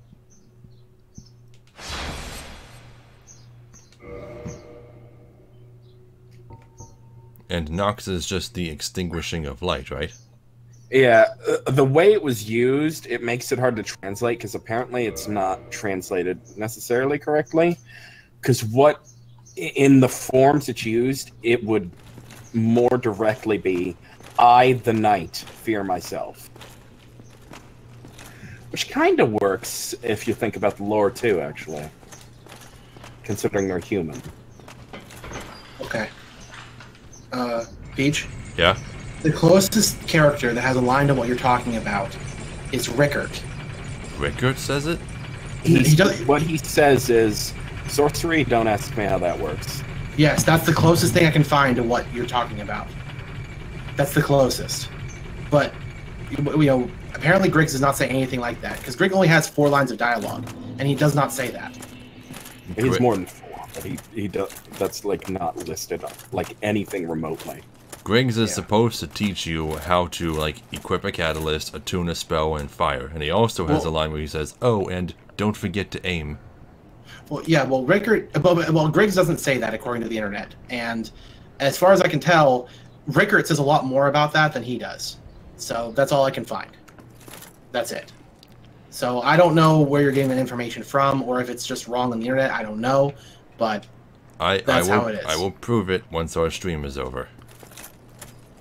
Okay. But now I'm going to talk to Petrus again, now that Rhea has disappeared. I'm going to end the call for me right now, because Matt just called me, so I can pick him up. All right. So, Good luck. Go and take care of that. And what are you guys talking about? Joe and Ghost Rider, what are you talking about? Come again. Let's see. I'll say that since I'm familiar with difficulty in a lot of NES games. Oh yeah, they were pretty tough back in the day like that. Die in a stage, pretty much have to restart the game. Yep, that's pretty much how it works, in Gradius at least. Ghouls and Goblins. Yeah, Battletoads and Ghosts and Goblins. Oh god, have you ever beaten Ghouls and Goblins? Ghosts and Goblins. No, Ghouls and Goblins. That's the sequel, right? No, that's Ghouls and Ghosts. It's Ghouls and Ghosts, the sequel? Okay. Alright, sorry. So it kind of got mixed up there. I have only played Ghosts and Goblins. Ghosts and Goblins. And I was unable to get past level 2. Okay, alright. That game... Right. That game... My fucking god. It's a really tough game, yes. Okay, well... Okay, so I guess what's supposed to happen... Like, let me explain the whole way this whole scenario functions. After you rescue Rhea, she will move to the Undead Parish and sell miracles until you've killed 2 bosses. Once you have done so, Petrus will kill her. And then she will be unavailable. Unless you get her to move by buying all of her miracles, which I figured would piss off Petrus, but maybe I have to kill another boss first. Do you think that's what I had to do? I don't know. Maybe. Oh well, we'll be back here. Mm-hmm. We'll know if he moved, if he's not in Firelink, next time we beat a boss. Okay, so what's left? I still need to go down to Blighttown and meet with Laurentius again. Right. Yeah, so let's go do that. I already bought all of Logan's sorceries, I bought all of Rhea's miracles. I bought all of Quaylana's pyromancies. I guess after I do Laurentius, the next thing to do would be to go to the Darkroot Garden. Because I want to explore the rest of it before we move on. Feel free to do that. And I'm going to be doing that offline so that I don't get invaded. I shouldn't have to worry about most of the enemies there since I'm a member of the Covenant. The NPCs won't attack me. Okay, warp to Daughter of Chaos. Unfortunately, Daughter of Chaos is the closest bonfire to Blighttown that you can warp to. Really, really wish they would just let you warp to the bottom Blighttown bonfire. You guys are having a huge conversation about ghouls and ghosts, aren't you? Wow, they're just talking about it. I didn't know that ghouls and ghosts had a lot of slowdown though. I had no idea about that. I'm gonna have to check that out because I've never actually played it.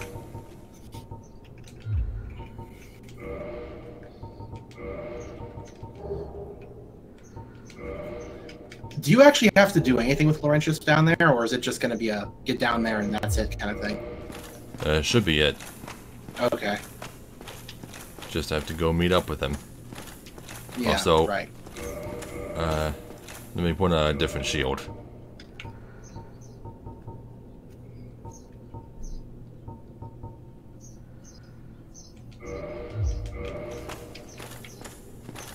Yeah, that should be good. Also, I figured out exactly what makes the undead dragon in the Valley of Drakes wake up. Yeah? Yeah. It's the Dragon Crest shield. He doesn't care if you pick up the Astora Straight Sword. So it makes I don't know.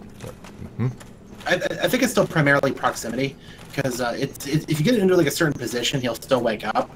It just depends on where you're going. Because I remember when I went down there to fight him, I got him to trigger by just getting into his hands without picking up anything. So, well, yeah. in two of my other characters, I managed to pick up the Astora Straight Sword without waking him up, and that's like right next to his hand. I'm not saying that you can't do that. I'm just saying that I've been able to trigger him without picking up anything, is what I'm saying. Doesn't mean that it's not possible to do what you did, though. Yes. Yeah, I'm just wondering why the Dragon Crest shield is the most guarded of the three, considering the proximity. I don't know.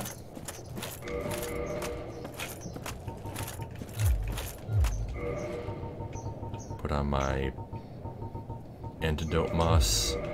There we go. There should actually be a couple of NPCs down here for me to speak with. Just let me know when you start talking, okay? I'm still walking, so you can keep talking. Okay. I was gonna say, someone just mentioned Mickey Mania. Mickey Mania is fucking fantastic. Mickey Mania is great, but it's not as good as Mickey's Magical Quest, in my opinion. No, Magical Quest. Well, I don't know. I mean, Magical Quest is good, but Magical Quest 2 and 3 were better. 2 and 3? What? Really? Yeah. Yeah. I don't know about that. I mean, I like 2, but I don't think 3 held a candle to either of its prequels.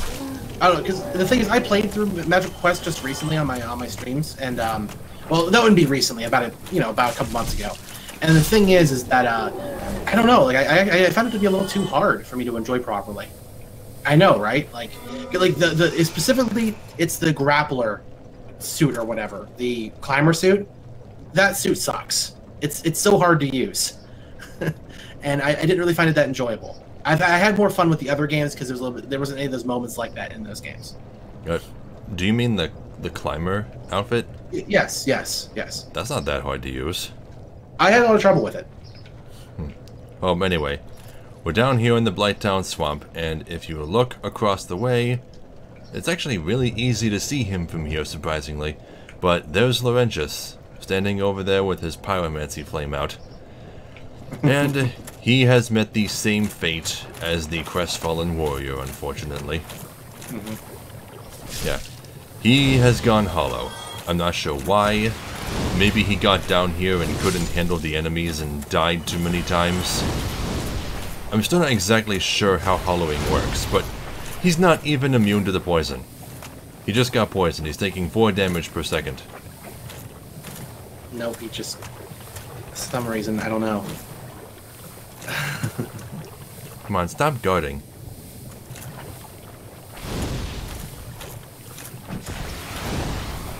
Bam. Yeah, I'll agree that Earthworm Jim was better on Genesis. I think just because the sound was better, and didn't they have an extra level on Genesis? I think it had an extra level on Genesis. I don't know about that, but I've actually looked up a whole bunch of different forums asking people what the best version of Earthworm Jim to play is, and a lot of people say that it's the Sega CD version. It has the best music, and the most content, and the best graphics. Okay. Well, PC is good too. Well, but yeah, I get it. If you can get it to run. I mean, I actually own Earthworm Jim on PC, but it's such an old game that, you know, just try installing it, you know? Right. Anyway, that's it for Laurentius. We didn't drop anything. We just had to come down here and put him out of his misery. That's all. I'm not sure why he went hollow. I mean, why do some people hollow faster than others? I don't know. Does that have something to do with their amount of humanity? Or is it amount of souls? I don't know. Does it just relate to how often they die? Like, if they die too many times, then, like, they lose more and more of their humanity each time they do? Well, that still begs the question of why your character's immune to the effect. You know, that's the biggest thing. Because your character's weird, because he's just immune to everything. Well, I think the reason your character is immune to hollowing is because your character hasn't given up yet. And the only way for your character to actually go hollow is for the player to give up. Right. Okay, it doesn't look like Zigmeyer is down here. No, wait, nope, there he is, over there. Hi, Zigmeyer. Just standing in the middle of buttfuck nowhere. Sleeping on your feet.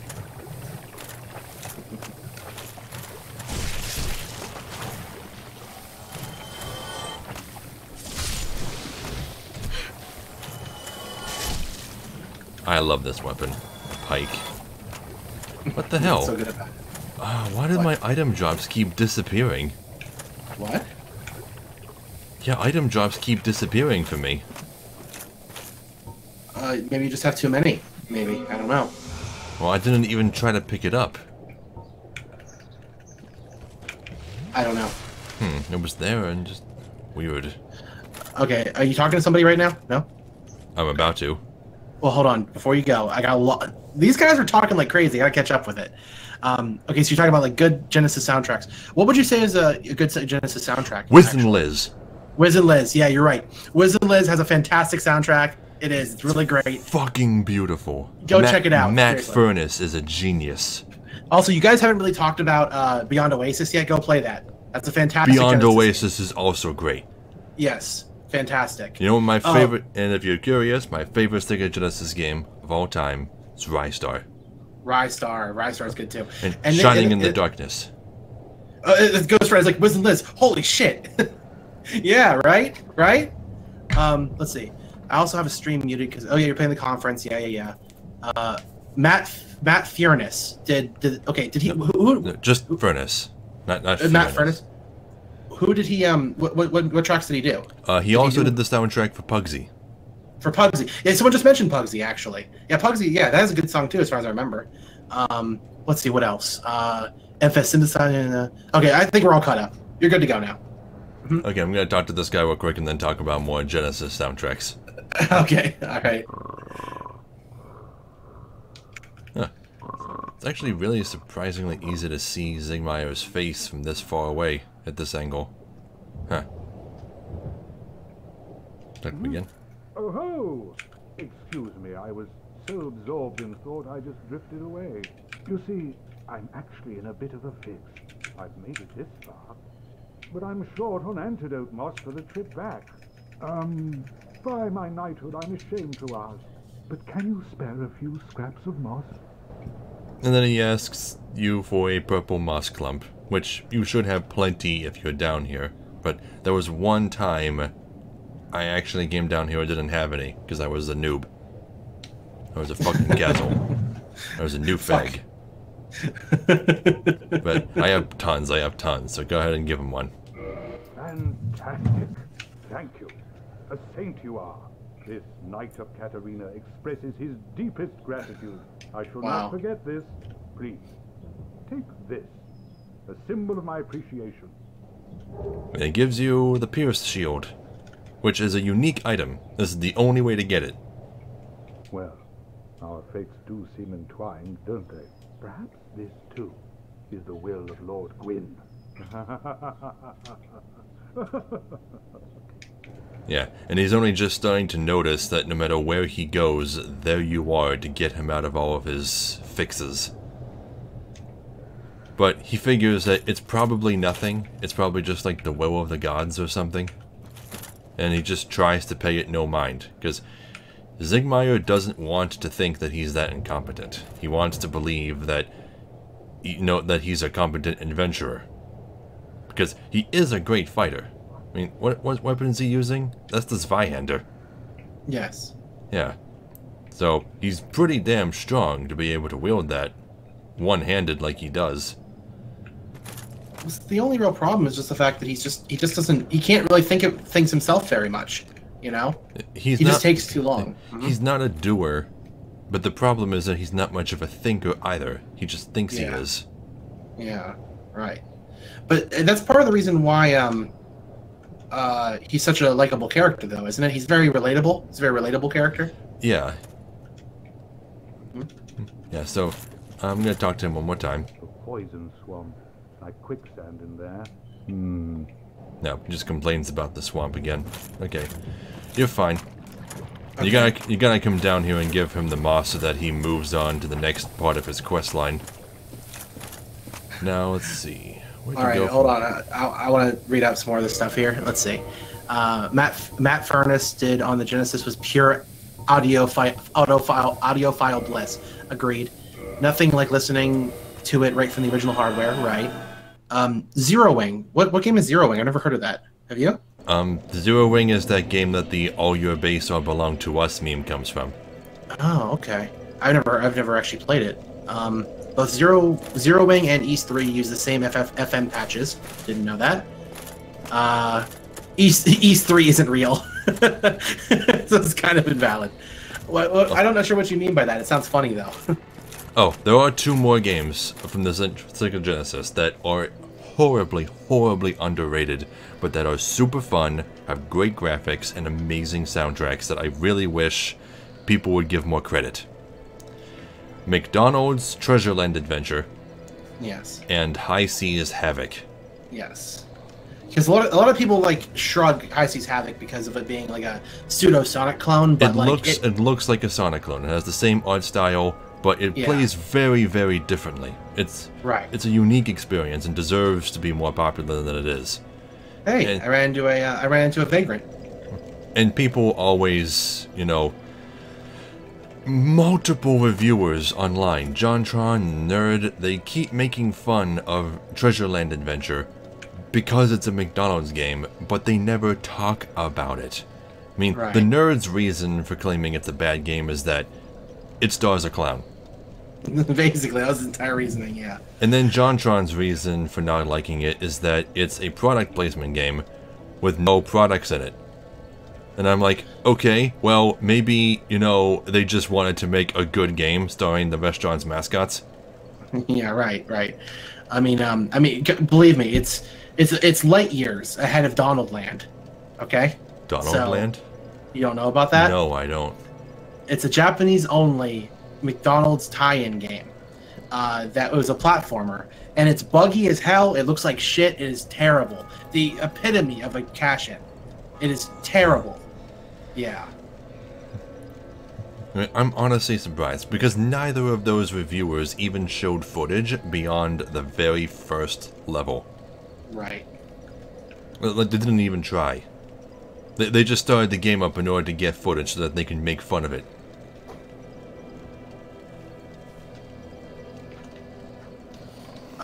Anyway, what else are they talking about? Let's see. The Sunsoft Genesis Batman game. I've never played that. It was done by the same guy as the NES Batman title. Well, the NES Batman title is really good, so I should probably play that, actually. Have you ever played the NES Batman title? The NES Batman? No, but I watched James and Mike play it. Yeah, it's really good. I'm a big fan of it. I wish you could warp to the Forest Hunter bonfire. That would be nice. But the Undead Parish bonfire is close enough. Really? You should just be able to warp to every bonfire. Yeah, I don't know why you can't. I mean, there's no reason to restrict that. You know, here's the thing, right? How do I get... Okay, I'm at the next step of Logan's quest. Yeah. How do I get him out of that cage? Careful with your words. Yeah, I'm trying to be careful. The key is in the main part of the dungeon. You have to go back there. And then return with it. What's the key called? Let me see if I have it. Maybe I picked it up. Okay, let's see. Oh, that might be it. Let's see. I forget its exact location. Yeah, right. It's not a very fun dungeon. No, it's not.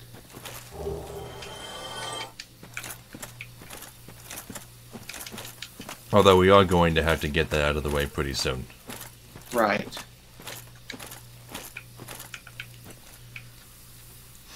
Oh. I should also probably take some time to read the descriptions of some of these items I've gotten. Like the Paladin set and all of Leroy's stuff. And also Nito's soul. Oh yeah, what the heck does Nito's soul say? Let's see. Because... where is it? Is it down here? Oh, it's a key item. Yeah, here it is. Yeah, you can't consume this. This is a key item. You need it in order to unlock the final dungeon. Yes, Lord Soul. Soul of Gravelord Nito, first of the dead. This Lord Soul was discovered at the dawn of the Age of Fire. Gravelord Nito administers the death of all manner of beings. The power of this soul is so great that it satiates the Lord Vessel despite the fact that much of its energy has already been offered to death. What the hell does that mean? I don't know what that means. He administers the death of all manner of beings. But now he's dead. So does that mean things can't die anymore? I don't know. I don't know what that means. I have no idea. Alright, well, okay. Apparently DMC5 was announced. I'm excited about that. I love Devil May Cry. Let's see. Had my Genesis future-proofed recently in the last year by having 39 electrolytic capacitors. Okay, if you're a tech guy, I have no idea what you're talking about. So, yeah, I have no idea. Yeah, you're talking to two guys who don't even know what blast processing is. Right. Right. Okay, now I'm going to log out before I go in here, because... Wait. No, you can't be invaded by forest hunters in the Darkroot Garden when you are a forest hunter, but you can still be invaded by reds. So I better log out anyway. Yeah, because this place is the most invasion-heavy location in the entire game. I mean, if you just stand in this spot and manage to survive, in an hour, you'll probably be invaded at least a dozen times. Yeah, but we're a member of this covenant. So if we come over here, these guys won't attack us. We can't talk to them, though. Yeah, but if you attack any of them, it counts as abandoning the Covenant. It counts as a sin. It counts as betraying them, and until you absolve your sin, you won't be able to rejoin them. Also, Shiva and his bodyguard aren't here anymore, since they moved down to Blighttown. And if you abandon Forest Hunters, then Shiva disappears as well. So, you know. Yeah, right. Now, I'm going to talk to Alvina. Here's the sad thing about Forest Hunters. Even though I have not reached Forest Hunter +3, there is no reward for doing so. You need to get 80 kills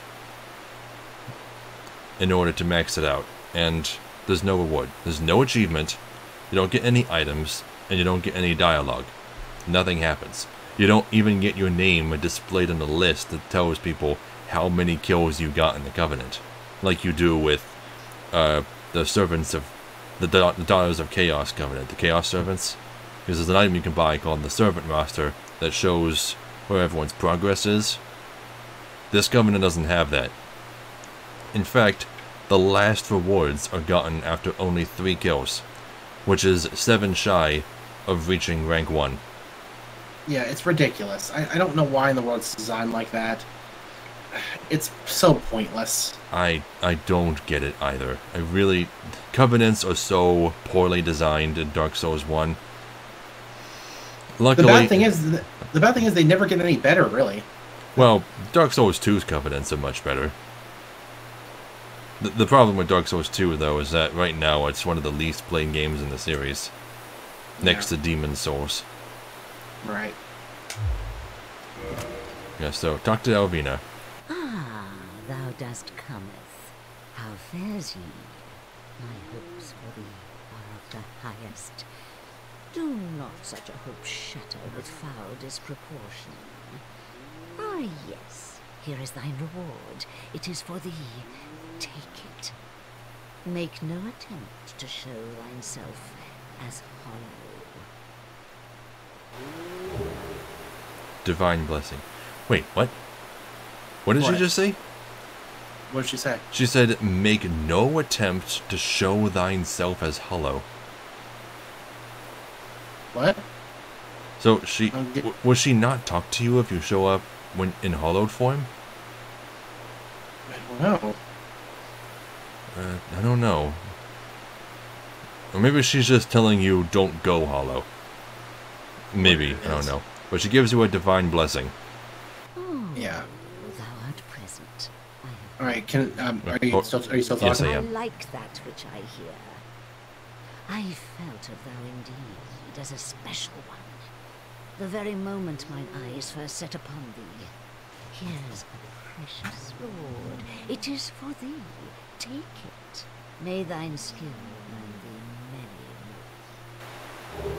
And she gives you a Ring of Fog, which we have already. There's 2 ways to get it. But continue. Okay. Basically, Ghost Rider was explaining what a capacitor was. Components look like a soda. A soda can, yeah. They can be used for filtering and regulating the electricity going through the machine. It's the fact that those capacitors leak their electrolyte over time in old electronics that kills classic systems like Sega Genesis and Game Gear. That's why every Sega Game Gear is broken on eBay. And that's probably also why every Game Gear I try to find anywhere is usually broken. You're better off just emulating it. Right.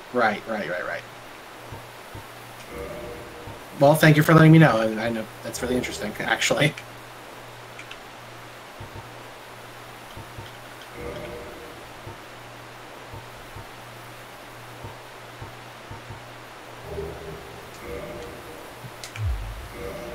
Okay, but yeah, the Ring of Fog is the last reward that Alvina gives you. So once you have it, you no longer need the Forest Hunters. Unless you just, like being a part of the Covenant. Because I've never actually shown off how it works. I usually do that stuff off screen. Yeah, I might as well do it. But after I've explored the rest of the forest. Let me talk to Alvina one more time. Ah, thou dost cometh. How fares ye? My hopes for thee. Oh, she just says the same thing. Like, Hello, how are you? My hopes are very high. Yeah, so you come down this way. It's actually possible. I want to show this off real quick. There's a shortcut. You don't have to walk down those stairs. If you get a running start, you can jump over this wall. Much faster than going down all those stairs. But if you come back around this thing, there's a chest, which I probably should have picked up a long time ago, containing a very powerful set of armor. The stone set. Extremely heavy, though. Not as heavy as Havor's set, but still. Yeah, let me read some stuff first, then I'm going to read item descriptions. Okay.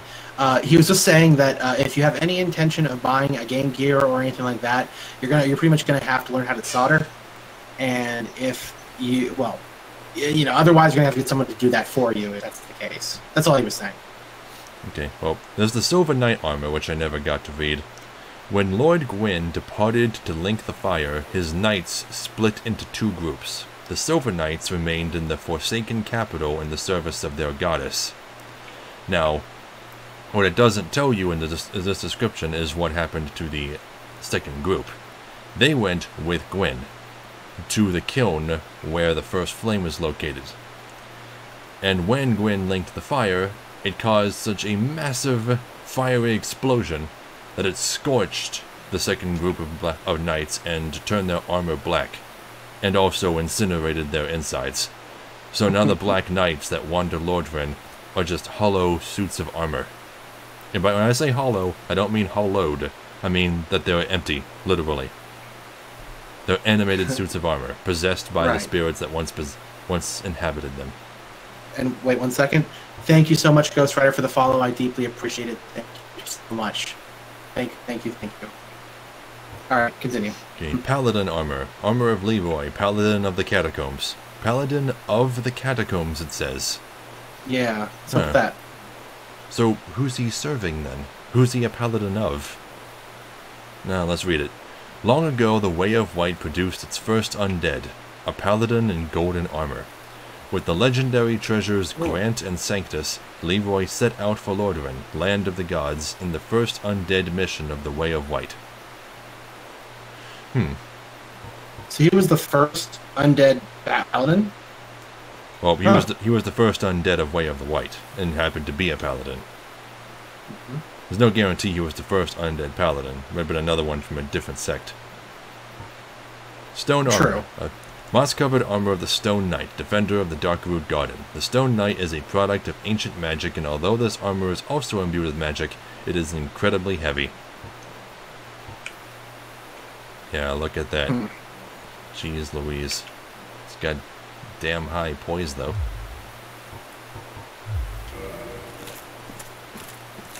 Now, I also want to take a look at the Sanctus and the Grant. Did I already mention that the Grant has the highest attack rating of any weapon in the game? Yes, you've mentioned that already. The payment you have for that is the fact that the damage is not 100% physical. Yeah, and it's extremely heavy.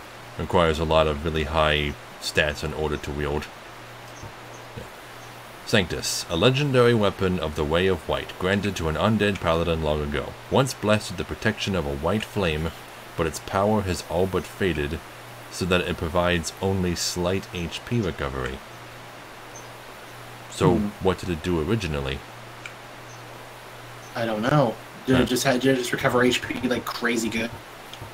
And what's a white flame? What are they talking about? No idea. White flame. Yeah. No. Okay. Well, I mean, the only other place we see a white flame is in the eyes of the skeletons. They have white flames in their eyes. I wonder if they're related. Here it is. Oh, I didn't recognize it. I thought it was gold. Grant. A legendary weapon of the Way of White, granted to an undead paladin long ago. This massive iron can only be lifted by those with inhuman strength, but it is blessed and very effective against agents of dark. It requires 50 strength and 30 faith to be able to wield. Goddamn. But Since I actually have 45 strength, that's enough to wield it properly if I two-hand it. Which, you know, might as well. But yeah, why not? This thing weighs 24 pounds. Yeah. That's... Wait, that's... Oh, that alone, that's just under a quarter of my equip load. Yeah. With no, That's crazy. with not even having my shield on or my armor or anything else on, that'd be all I could hold and still be able to fast roll. Also, it looks like it's talking about the Sega CD now. The Sega CD, that's a good console. I do like the CD quite a bit. The Sega CD didn't have that many great games, though. No, but and it definitely didn't work well enough. But I don't know. I liked it. I mean, that was during the FMV boom, and you saw a lot of experimentation during that age, which I appreciated. You know. Now, for those watching the stream, my stream, you just heard this weird whistling sound when I killed this little mushroom kid. Murdered this little baby. Left its parents with a missing child. Fuck them. Yeah, but that whistling sound is the sound that they make when they die in order to warn the rest of their family that they've done so. And then they all come marching toward you. Not the parents, though. These parents in particular are waiting in this puddle over here, guarding a treasure chest. Man, they look creepy. But yeah. Ghost Rider just said you would have a perfect voice to be a voice actor in this game. Oh, well, thank you. I mean, I wish I could get any amount of work. Right. Some work in general would be good. If you want to hear some more of him, like on his own, he's got a YouTube channel. There's a link to it down below in the cards if you're interested. I got over 700 videos on my channel. Right, you do. Now, these guys... Oh, hi, Kaze. Yeah, but these big mushroom guys, even though they're really slow, do not let them hit you. They have the most powerful single-handed attack in the game, I think, out of all normal enemies. Oh, jeez, there you go. See, get out of the way, out of the way. Fuck, God, I didn't think you were close enough for that. I'm gonna murder your children. Thank you very much for doing that, Ghost Rider. I'm sure he'll really appreciate that. What happened? Did he He's gonna follow subscribe me? to you on YouTube. He's gonna subscribe to you on YouTube. Oh, wait. So am I gonna get the animation? Well, he didn't say he's gonna do it right now, but he said he's gonna do it. So. Well, when you subscribe, there should be an animation that pops up in my stream. Yep. I've been waiting to see it ever since I set it up. Yeah, so let us know when you actually do the subscribe so we can see if it works. Hopefully it won't bug out. Okay, but the nice thing about these big mushroom guys is they have a pretty decent chance of dropping gold pine resin. It's one of the only ways to farm it. I don't know, why is gold pine resin so rare? I don't get that. Because it's so good.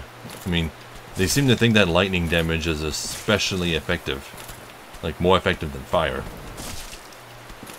So you can just buy charcoal pine resin. Yes, Dustin, what do you want? Yep, see? Gold pine resin. Oh, there it is. Praise the sub! Mr. PC Sniper. Thank you so much. Yes. Yes, thank you. Look forward to many more Dark Souls streams. Not just this game, I intend to play the whole series. Not all in a row, of course. I intend to space it out a bit, but still. Yep, and lots of Sega Genesis games, too. I love the Genesis. It's my second favorite console, next to the PS2. Alright, it looks like Dustin has something to share. What do you have to share, buddy? Let's see. Is it just the trailer for Shadows Die Twice? Let's see. Get back here. Don't run away. Meet your death.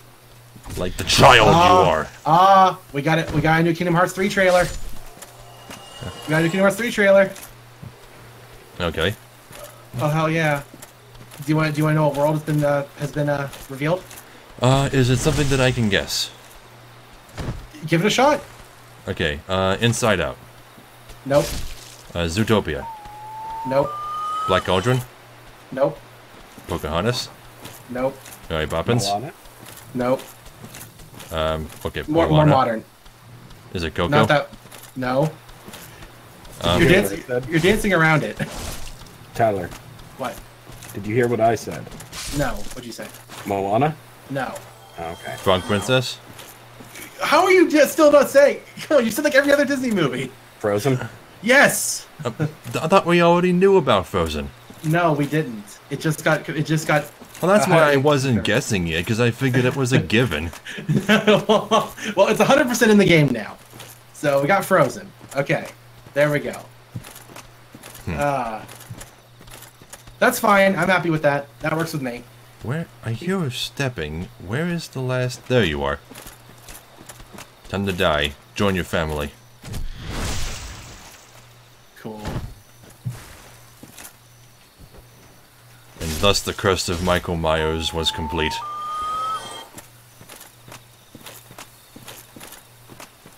Okay.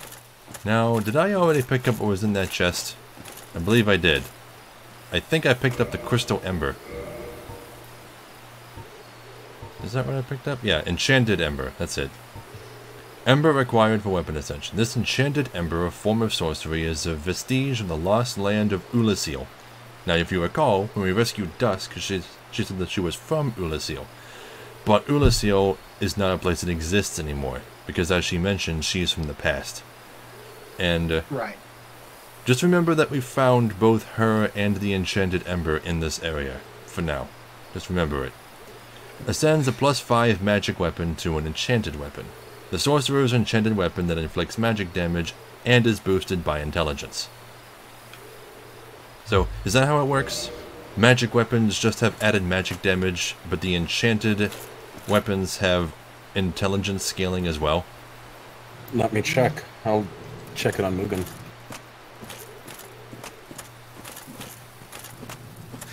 Okay. Let me catch up with some more chat here. Let's see. Sylphid. Have you ever played Sylphid? I've never played Sylphid. Sylphid? Not familiar with that, no. Yeah. I'll play it at some point. Never played it until now. Let's see. Sega CD had 5 playable games that weren't FMV shit. I suppose that's true, yeah. Well, there's Sonic CD and... Wait, was Knuckles Chaotix 32X? I don't remember. I think it was. Okay. Then Dustin was saying that Kingdom Hearts trailer came from the Xbox conference, which makes sense because it's going to be on Xbox too. Let's see. You got to go? Well, Joe, thank you so much for being here. I really appreciate it, and thank you for the lurk. Let's see. 1 and the 5 in your mind might be... Yes, Snatcher. Snatcher is good. Snatcher is a good game. We got like 2 more trailers for Kingdom Hearts coming up. Got it. And nice job on the suicide jump. Yeah, I jumped a little wrong. But okay, there we go. We're all caught up now. Okay, now, this area that I'm in front of right now, this is technically the entrance to the boss arena, but it won't start just by you opening the door. I'm going to go in here just to grab one thing. I'm not going to initiate the boss fight. If you look over there, there's a big gravestone in the distance with an enormous sword. It's buried in the ground right now, but I think it's even bigger than the grave itself. But if you approach it, then the boss starts. I am going to intentionally avoid it and grab this item that's behind the grave. This is the Hornet Ring, the last of the 4 Night Rings. So let me read its description real quick. Hornet Ring. One of the special rings granted to the 4 Knights of Gwyn. The Hornet Ring belonged to the Lord's Blade. How do you pronounce his name again? Kiaran? Ciaran? Kiaran? Okay. By boosting critical attacks, its wearer can annihilate foes, as Kiaran's dagger laid waste to Lord Gwyn's enemies. So, Kieran was an assassin. And she's, the last of the 4 Knights of Gwyn. There's something interesting about her name. It is specifically a Gaelic male name. Well, I think I knew that. The thing about it being a masculine name. Yeah. I wonder why. Maybe she hid the fact that she was female from most people in order to instill more fear. Maybe. Possible. Oh, that's weird. Waterfall sound just stopped abruptly. Huh. Anyway. Sorry, you first. Before you move on. Yes. You're right. There's almost an area in every Souls game, except for maybe Bloodborne, but it's not really a Souls game, where they kind of mimic Blighttown, or I guess they were mimicking the Valley of Defilement. Right. Because that was first. Right. And the thing is, there actually was in Kingsfield 2, there was an area also like the Valley of Defilement, so it might all be referencing that. But the point is that like every game seems to do that. So yeah. Let's see, 24.3. I looked it up, and here's how the difference between magic and enchantment. Like, if you took the Bastard Sword and made it magic, it would gain 103 total AR. Hold on. What's going on? I think just someone's talking to him. Yeah. Well, that's an abrupt interruption. Mm-hmm. An abruption.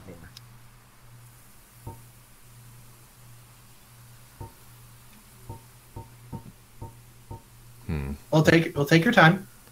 This pike is really heavy. Not many things with good poise that I can wear.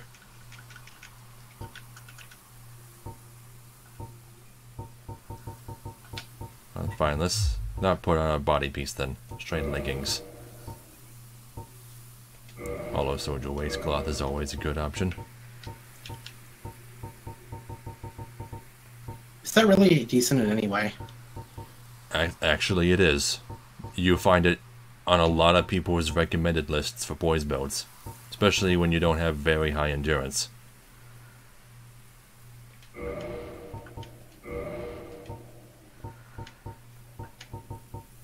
$24.3.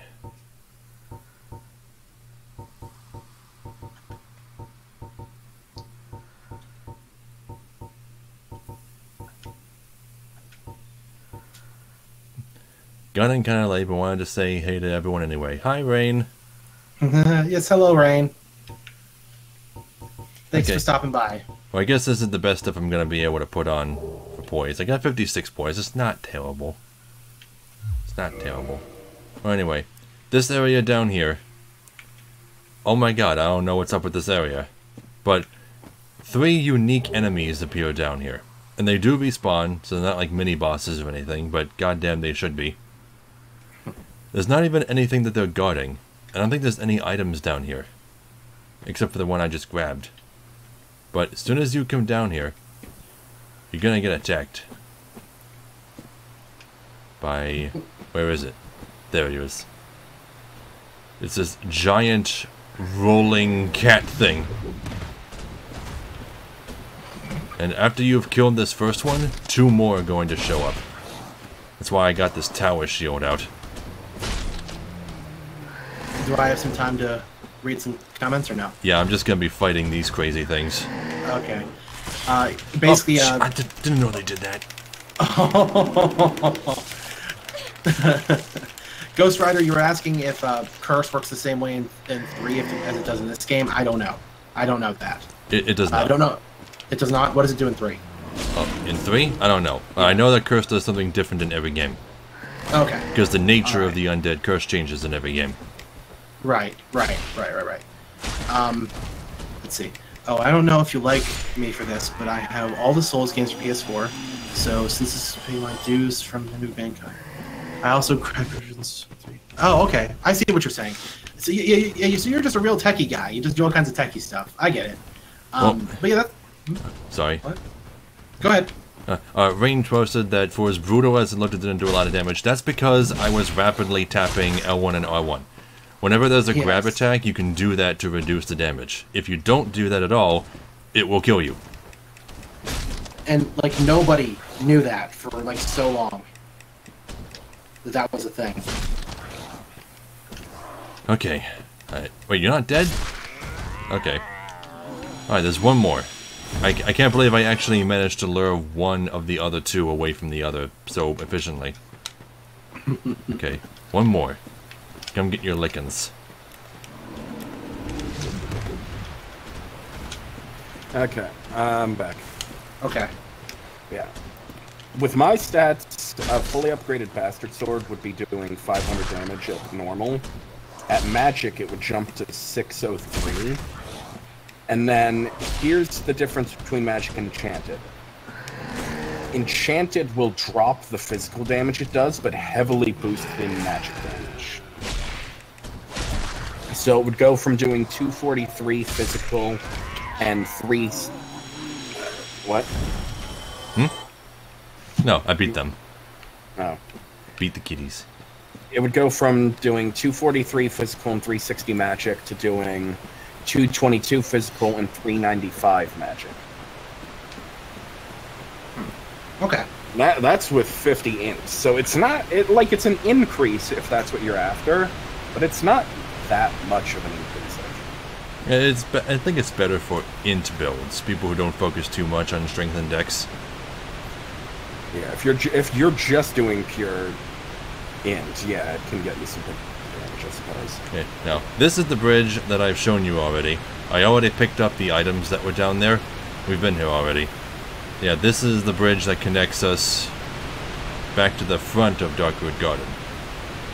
And that's the bridge that leads to the ladder that takes us down to where we fought the Hydra, which is my next destination. Because there was something that I forgot to pick up. It's gonna take me a while to get down there, so you guys can talk. Alright, well I just wanted to say, Ghost Rider was giving me his specs for his laptop. I was actually just about to ask you about that, but what do you have? NVIDIA 1060, of course you have a 1060. Fucking everybody has a 1060 or something like that. Or 1080. I don't know what that means. It's just a really good graphics card. That's all it means. It's just yeah, it's a high-end card. You see, because I run a fucking 770, like, and that's, I mean, I could do pretty good with a 770, but like, it is old. It is an old card. Let's see, i7 770 HQ CPU, 8 gigabytes of RAM, 256 solid-state drive. Well, wait, you could, that's awfully small, actually. 256.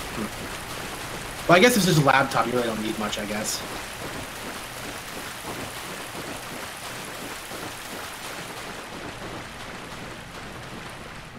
Yeah, there it is.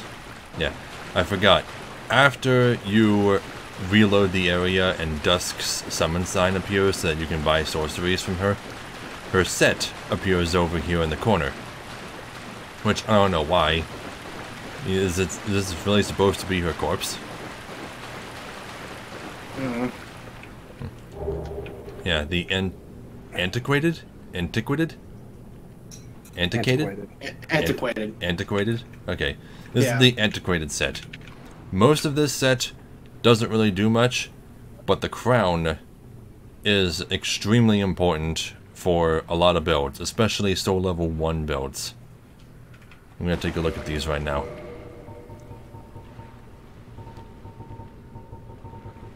Soon as I find them.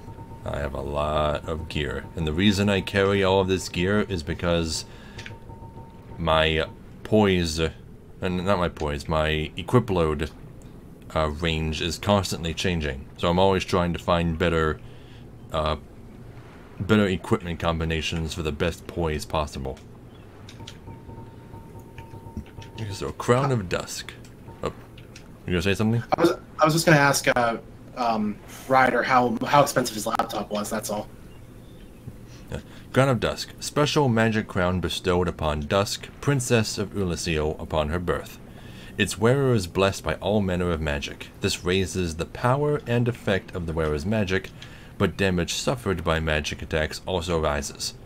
So, this crown makes it so that you take more damage from magic, but also deal more damage with magic. And if you're a soul level 1 character, chances are anything one-shots you, So it doesn't matter if you make yourself weaker. It doesn't matter if you lower your defense, because you're going to be dodging everything anyway. Right. Yeah.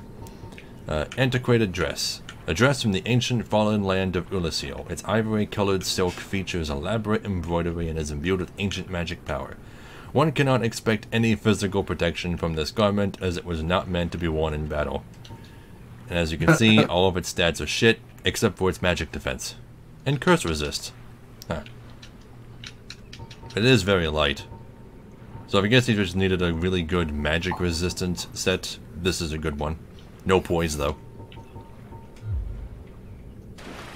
Well, I mean, what do you expect? And we're done down here. Now, the next place I'm gonna go is I'm gonna visit the giant blacksmith. Well, yeah, okay, I can do one thing with him. I'm not completely prepared to start making boss weapons with him just yet, but I at least want to show off what it looks like and how it works. Because I only got 16 minutes left, and I don't think we can do many amazing things in that amount of time. Chamber of the Princess.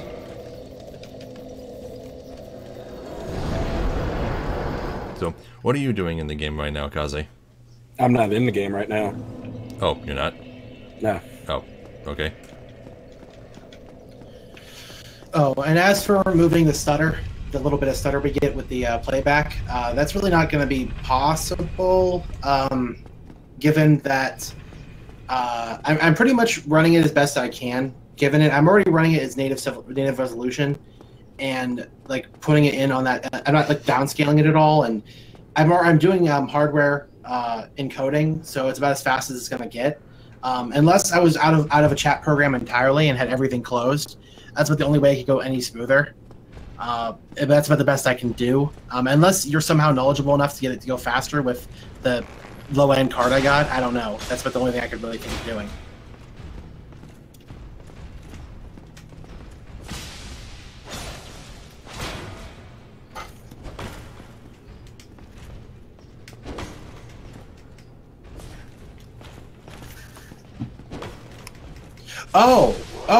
I misunderstood. I'm sorry. You were talking about the game stuttering on your actual laptop. Oh, why would it be stuttering on your laptop? Well, I guess he does have a pretty powerful laptop. Yeah, his laptop has a better card than your desktop PC has, so I don't know. That doesn't make any sense. Yeah, I've been trying to say something, but Peach, I kept finding new items. Okay. What did you want to say? What? I was really quiet for a long time. I even asked what you were doing. Yeah, but then Tyler was talking to his viewers, so I haven't been able to... Oh, okay, we'll talk now. We got the first trailer for Fallout 76 that actually showed anything. Okay. And we have some information. We don't have a confirmed release date, but something in the trailer did show a date that sort of coincides when Bethesda releases their game. So we're thinking possibly October 27th is when it's coming out. Okay. Which makes sense, because you can pre-order it starting on the 15th. So, you know, kind of lines up. It's set in West Virginia. We're having an environment that we've not really had in any Fallout done like this. It's in West Virginia. It's in the Appalachians. It's foresty and mountainy as shit. Okay. Which is pretty damn cool. I like that idea. Yeah. It's a prequel to all the Fallout games released so far. What you're playing as are the first settlers to head up to the surface after the bombs have fallen, and it's become relatively livable up there. So I guess that's probably going to be the stories you're going to start setting up, like actual settlements of people. Right. And also the map is 4 times the size of the game world of Fallout 4. Well, that's kind of lame. Why? I don't care for larger maps, because the bigger you make the map, the less crap you're going to have in it. That's the problem. Not necessarily. Well, here's the thing that will happen. There's going to be a lot of repeated shit. There's going to be a lot of reused environmental pieces and whatever, and that's what I don't like about it. There's also going to be a lot of dungeons that don't have anything important in them. If there's even going to be any dungeons, because remember it's a survival game, so it might not have any dungeons at all. Judging by what we've seen, it's going to be a mix between like Rust and Fallout. Yeah, right. I'm also extremely annoyed in this article because they did something that like every person gets wrong. Everyone says, "Oh yeah, the nuclear fallout happened in the 1950s." No, it didn't. No, it didn't. No, it did not. Yeah. It happened in the 2000s. So they're thinking, they were saying it must be in an alternate timeline because the song that plays during the trailer that appears in game didn't come out till the 70s. It still would have. The bombs fell in like 2048. Yeah. But again, but remember, even we didn't I didn't even get that for the fucking longest time. That's how it worked. Like they said that. Like I know, but see the thing is when they say the year it is, that just confuses because of the way that everything works, the way everything looks. You have to understand that it's an alternate history to our own. That's what the key is. You know? That's the key. Anyway. You probably noticed that I have copies of multiple boss souls, including bosses that I haven't killed yet. That's another result of the quote-unquote twinking that me and the guys did last night. Mm-hmm. Not going to be using all of them, but I am going to be using the Soul of Ornstein. So we talked to the giant blacksmith. Hello, forge I can, strong I am. Now, the way to get Ornstein's boss weapon, the real easy way, is if you've killed all of the mimics up till now, if you go over to here, this is the undo option for the modify equipment menu, and you find the lightning spear that I think you get it from a mimic. Yeah. Anyway, Sense Fortress mimic. Yeah, you can just downgrade the lightning spear into a spear plus 10 for only 200 souls. Now you have a spear plus 10, and you didn't have to use any Titanite. Then you can go into the boss soul ascension menu, go down to, well, I already had a spear plus 10, but whatever. And now you can use the Soul of Ornstein and 5,000 souls to make the Dragon Slayer spear. And now that we have that, we can upgrade the Dragon Slayer spear using Demon Titanite at a regular blacksmith or at a bonfire if you have the smith box. Oh wait, no, he can do it too. I forgot it was a separate menu. Reinforced weapon. Let's see, where is it? And also, sadly, Ghost Rider, I just can't really help you there. I don't know why it would be stuttering and causing issues. I have no idea. I wish I could help, though. Yeah. Oh wait, I can't read the description of it in this menu? Oh, weird. Well, anyway, as you can see, most of its... well, not most of it. A lot of its damage is lightning elemental. It has C scaling in strength and B scaling in dex, so it's kind of a balanced weapon, geared a bit more toward dex users.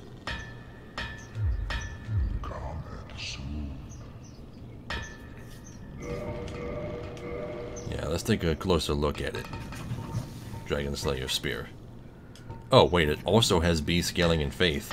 Yeah, I was about to say that. I didn't notice that. Well, so there's a lot of scaling all over the place.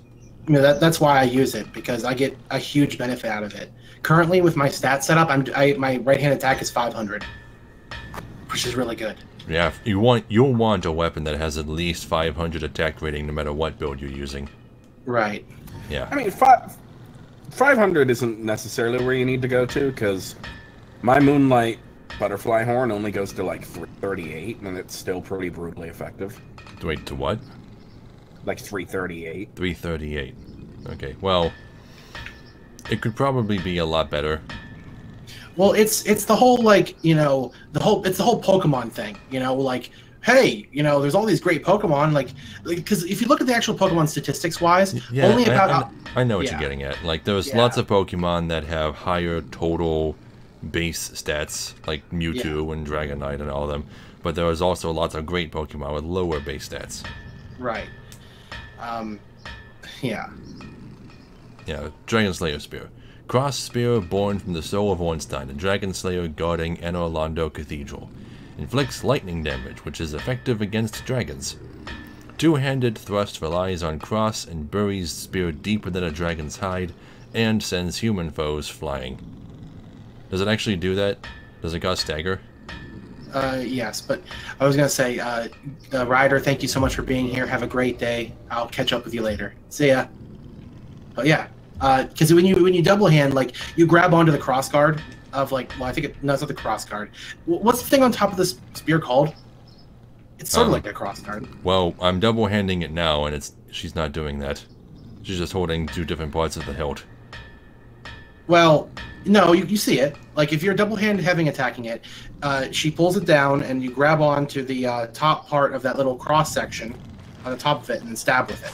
Oh, when she attacks. You didn't mention that. Yeah, when the attack happens, yeah. Right. Okay, so it really does push the enemy back. Yes, yes.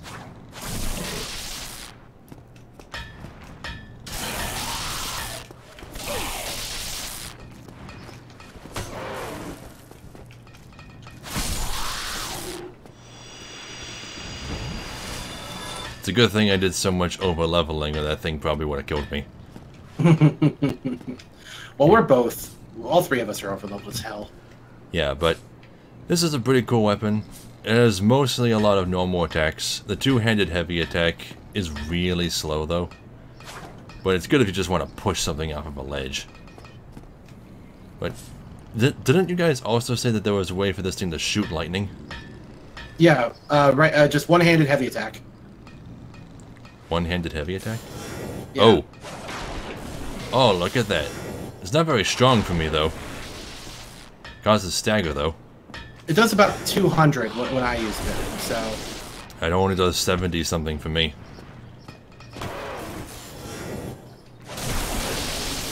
Oh, it does much more up close. 100. Yeah, this is a pretty versatile weapon. Unfortunately, my faith isn't very high. I'm trying to get my strength up to 50. Now, I'm going to switch back to my pike. For non-faith builds that want an electric spear, the demon spear is much stronger. But if you're a faith build, Dragon Slayer spear is superior. Wait, didn't you guys say that the Leo ring just boosts all thrust damage? No, it boosts. It boosts all thrust, like interrupt damage or whatever, and boosts all bow damage. That's all it is. Oh, okay, so it won't affect my pike all the time. No, only when you do an interrupt. Yes, will affect the pike. I'll just keep the wolf ring on then. Yeah. Okay, so there's only 4 minutes left. Right. I guess I can look at some more items. Don't know what else I haven't looked at, though. I don't know, man. Oh, I guess I might as well read the Soul of Smough description. Or Smo. Smough? Maybe? Whatever. I don't know. Well, anyway. Soul of Smough the Executioner, who guards the cathedral in the forsaken city of Enorlando. Special beings, special souls. Use the soul of this eerily gleeful executioner to acquire a huge amount of souls or to create a unique weapon. Eerily gleeful executioner. Yeah, because like I mentioned in the previous episode, Smough had a habit of eating human bones in order to, like, fuse their humanity more efficiently into his body. He was sadistic. But another thing about Smough is that he's not proportioned like he appears. His armor is built funny. What you think is his head is actually on top of his head. It's just an ornament. And he sees through eye holes in the chest of the armor. Yeah, there's a diagram in the concept art that shows off how it works. Yeah, I don't understand why anyone would wear something like that, just to look Makes taller. him appear larger, yeah. Yeah, and he's not even fat. He's actually really buff. Mm-hmm. Really don't get Smough. He's Well, such see, a weird character. Well, again, is it just a thing like of them making joyful characters or people who think they're joyful to be like fatter? Is that just a thing like they did with Zigmeyer? But he's not fat either. Or maybe well, no, but is. he wears the fat armor though. He looks fat doing his armor. Oh yeah, okay. So they just make they just make quote happier characters seem more cherubic. Right. Yeah. How did I end up here? Anyway. There is actually one more thing that I can do that I totally forgot about. Yeah? I'm gonna go back to Firelink Shrine. I can go over time a bit. Mm-hmm. Because this isn't going to take me long. What are you gonna go do? I need to go visit Domhnall. Oh. Yeah, since he's moved up to the end of that bridge over there, right above where my character's head is. You can barely see him. Gonna go up and have a chat with him, because he sells some very interesting stuff now. Oh god, early game hollows. You're all going to die in one hit. But I can probably kill you by landing on top of you at this point. How is falling on top of enemy damage calculated? I don't have any idea. That's something that nobody has ever actually looked into, I think. Well, it's always a very small, minuscule amount. It must just be based on something, but I'm not sure what. Yeah, so... What if it's based on your weight? You know, it could be. Your weight. That'd make the most sense. Yeah. Well, anyway. Yeah, so after you meet Domhnall in the depths and defeat the Gaping Dragon... is it after you beat the Gaping Dragon or after you ring both bells? I'm not sure, but eventually, he moves to this part of the bridge. For some reason. I don't know why he's always so out of the way. He's supposed to be a merchant. Isn't he supposed to be more accessible?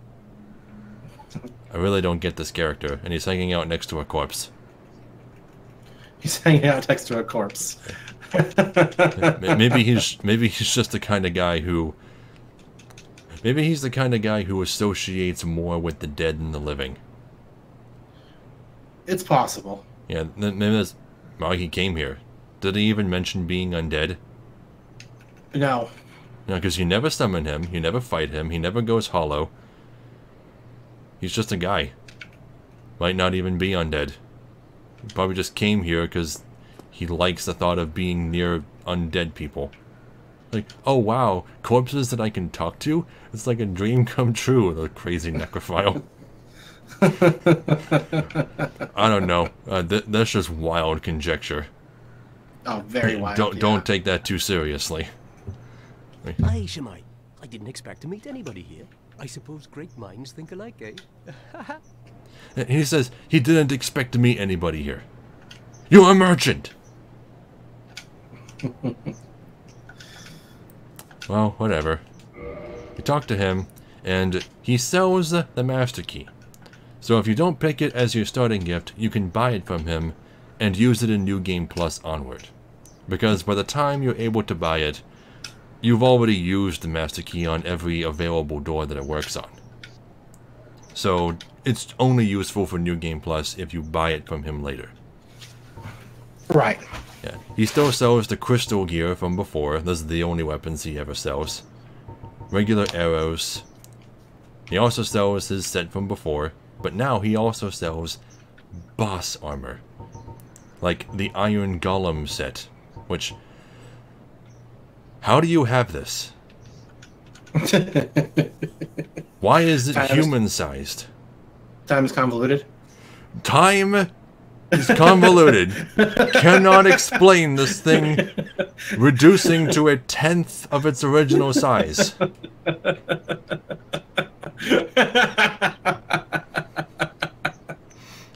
Did it come from a time period where everything was 10 times bigger?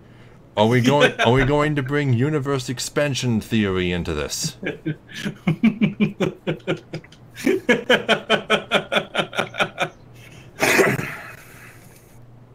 Kaze? Kaze, do you have anything to add? It's possible that he collected the body of the Iron Golem and used the pieces to fashion armor of human size. So he's a smith? And why doesn't Not he a have... weaponsmith. Well, armor smith or no, shouldn't he at least have like the reinforced armor option if he was? Mm. I don't know. Let's just read the description of it and see what it says. Body of the Iron Golem, guardian of the ancient Sen's fortress, slayer of heroes who ventured forth to enter Orlando. Without its core, it is a mere hunk of iron, and can be equipped as solid protective gear, but its immense weight hinders stamina recovery. Okay, so did the core just make it bigger? Maybe. Does the core also make the person inside bigger? Because we still have cores of the Iron Golem. If we wear it and use the core on ourselves, would we become giant, lore-wise? I mean, yeah, lore-wise, probably not. Maybe you could reactivate the golem if you just, like, put the armor out and shove the core in the chest again. And here we go. Ornstein's Helm. And I knew it. Okay. Helm of the Dragon Slayer Ornstein, who guards the cathedral in the forsaken city of Orlando. Ornstein is believed to be the captain of the Four Knights. His golden lion helm is imbued with the power of lightning and should provide good protection against it. I knew it was supposed to be a lion. Why does everyone say it's supposed to be a dragon head? It literally says it's a lion head. Huh. Also, he was the captain? Yeah. You'd think Artorias would be. Oh well. But yeah, I am going to buy all 4 pieces of this, because they won't be available to me in New Game Plus. Because they're only available if Ornstein was the last of those 2 bosses that you defeated in your current playthrough. You can't get both sets by yourself anyway in a single playthrough. You have to play the game at least twice to get both Ornstein and Smo's armor sets. Also gonna buy the Golem set. I don't have enough souls. Thank you. That was a fine trade. I have this funny feeling we'll meet again soon. Dupe. Yep. We'll make another fine trade, of course. Of course. Let's see. Double hand my weapon. Let's come down here. Which of my souls gives the most right now? Would it be Ornstein? No, Sif. Oh. Ornstein and Smough souls only give 12. Okay, yeah, so you can break down your Sif stuff.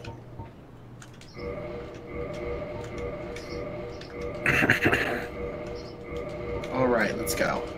Harry Potter is just British Naruto. I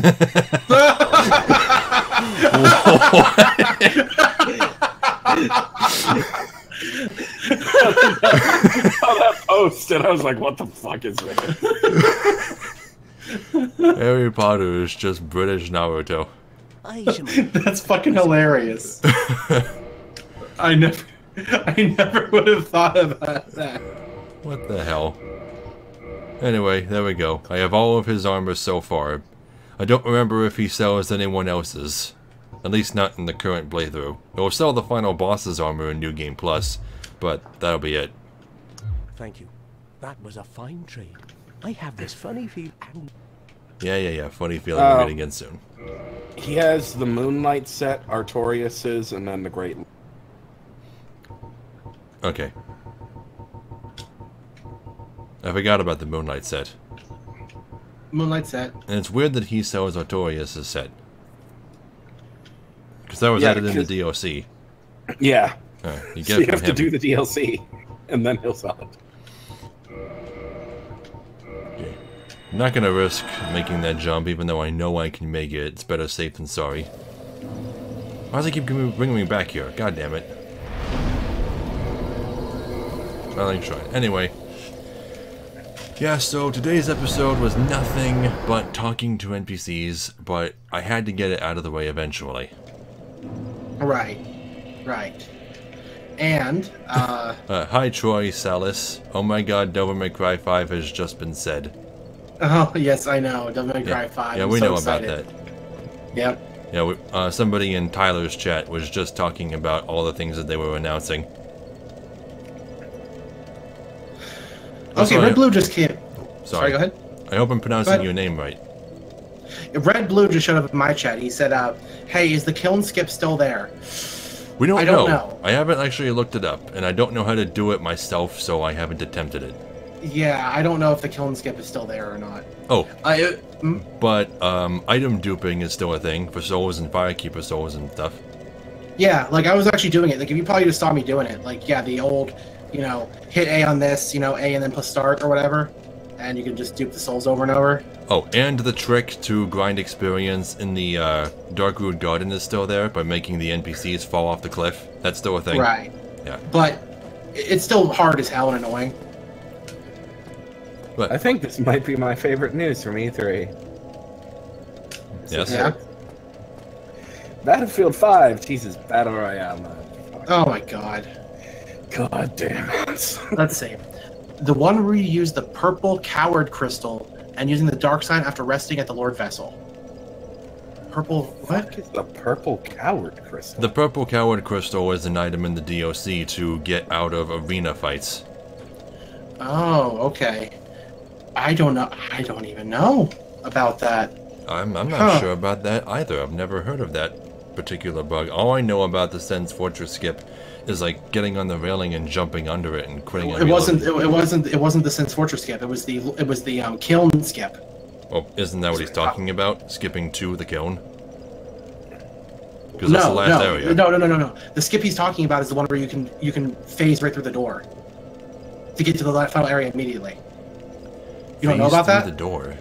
Yeah, there's a speedrunning tactic glitch that they had a couple years back. I don't know if it's still in the game, but you could skip right through the door. You'd phase through it. You phase through the door and get right to the final area. Maybe we'll have to try it out once I get the PCC. Yeah, right.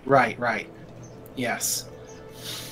Oh, okay. So I finished the Duke's Archives. So what can I do next? Well, I'm about to end the stream, so we can talk about that in a minute. All right, sure. Okay, so today was a pretty eventful episode. We beat Nito, we beat one of the 4 lords, and talked to a ton of NPCs, bought a shit ton of stuff, learned a lot of lore, and I got a subscriber midstream, so I got to see my new sub animation. Yay. Yep, that was cool. So Definitely. When are we streaming next? I don't know. When do you want to do it? Well, I have an appointment on Tuesday. Okay. At 2. So I guess tomorrow we'll go then. You want to go tomorrow, and then Wednesday? Then Wednesday. Yeah. Okay, so we'll be streaming again tomorrow at 3. Yep. See you then. Actually, real quick. What's wrong? Were you gonna try to prove the Griggs thing in stream? In stream? You know what? Sure. Let me start a new character. Okay. Also, Red Blue has said the way that the skip works is you have to quit the game after the fourth flash of the bonfire when warping from Lord Vessel to Firelink Shrine.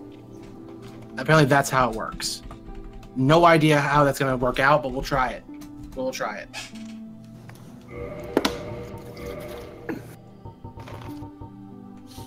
Anyway, continue. Peach? Yeah. Oh, okay. I'm working on it. I am making a new character, and I am going to get all the way to the part where you rescue Griggs, and then talk to him in Firelink. Isn't that going to take a while? Nah. I've done the beginning of this game so many times. Just watch me. Just gonna run for it. Well, I mean, you have to ring the first bell. No, I don't.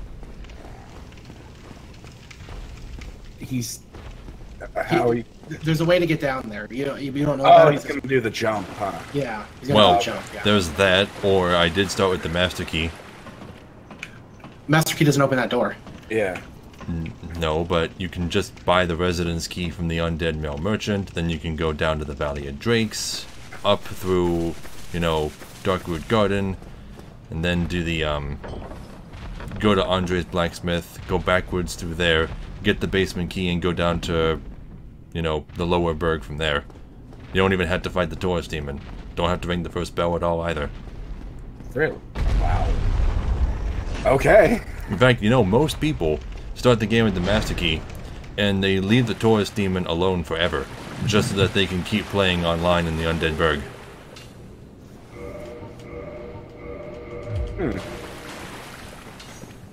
Hello, can you hear me? See. I lost internet for like a brief moment. Is your stream still going? I don't know. Can someone see, please? I'll check.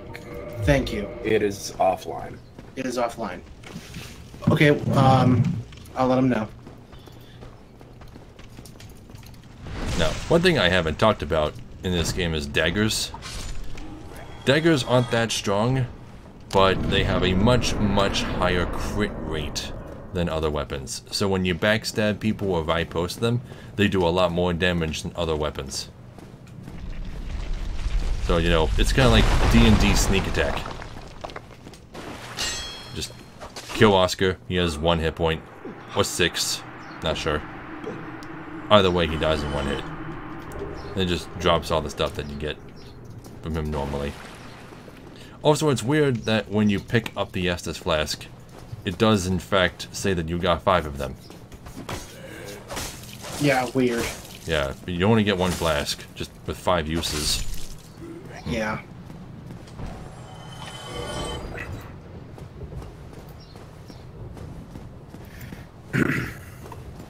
So, okay, so the stream is going to go on a bit longer while I do this.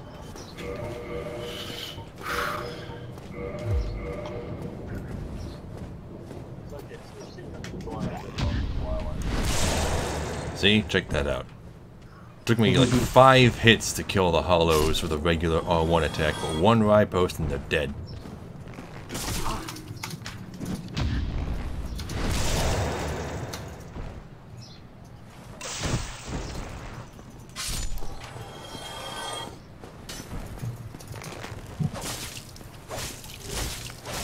Okay, it's not reconnecting. I'll just close it. Not even gonna go after that other hollow. I'm not gonna do anything that's even remotely optional. Does a plunging attack count as a critical hit? No. I told you how critical hits work. Critical hits work. Critical hits count when you interrupt an opponent while they're attacking. So a plunge attack can count as that, but only if it's interrupting a person's attack. All right. That's not correct. No. No, that's a counter attack, not a critical hit. Oh, sorry.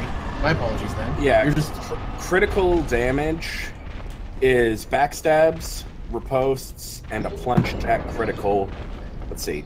Yeah, the plunge attack with the animation is a plunge attack critical hit. Yeah, so the dagger does a lot more of that too, huh?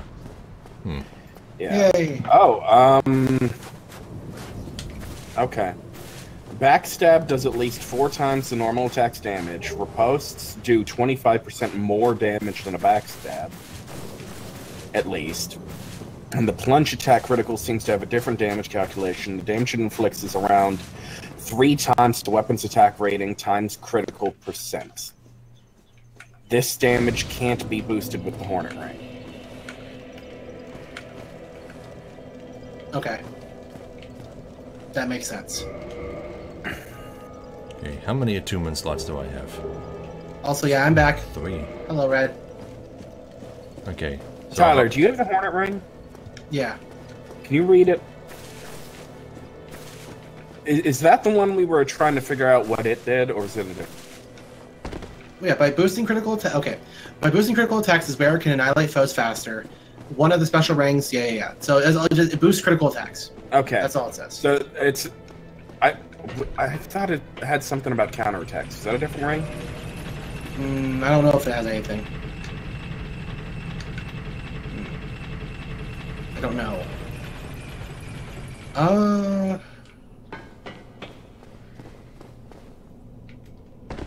I'm honestly just trying to wonder where I can go. What Okay, can I yeah, do? it's the Leo ring. I was trying to figure it out. That's right. Okay. I mean, I guess I can do the. Oh, thank you, Red, for the follow. Thank you. It's greatly appreciated. If you want to chat with me or anything, I do have a link to my Discord down below if you're interested. My outfit does look surprisingly like Rickard's, but his is a slightly different set. Anyway, buy soul arrow. There we go. That's all I needed from you. Now I die. Okay. I only had 212 souls, it's nothing. I just wanted to buy a second soul arrow, so I got 60 of them. Right. Okay, then I'm going to use all these soul items. There's not many of them. Where does that happen?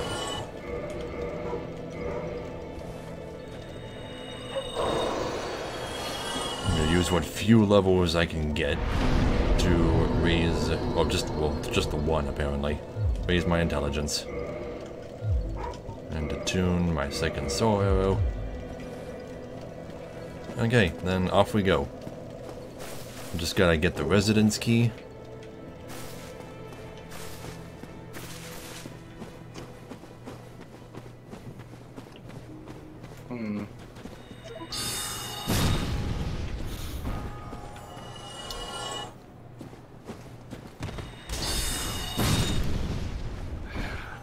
How did I get over leveled?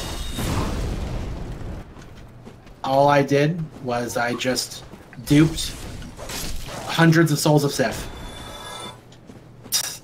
and just used that to level. That's all I did. There are faster ways, though.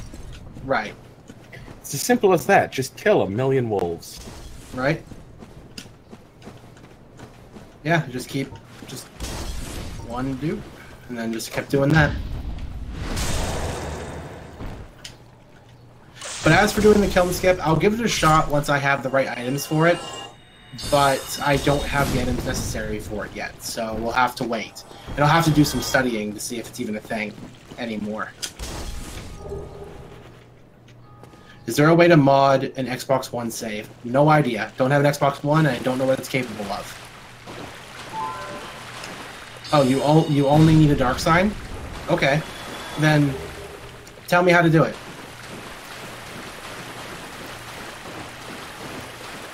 Okay, the residence key only costs 1,000 souls, right? I'm not sure. Pretty sure it does. I'll have that by the time I get to it.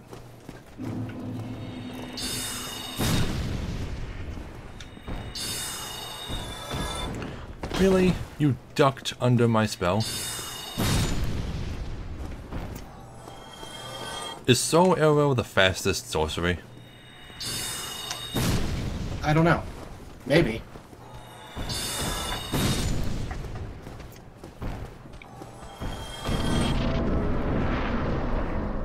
Okay. Before I do this, though, I'm going to go ahead and make a copy of my save. Yeah, just in case you screw something up. Right. Yep. But even if you get into the kiln, you can always just homeward bone out or die. Oh, that's a good point, actually. But just to be safe. Where's it in the folders again? It's in... Documents and PGI. Yep. And PGI, okay.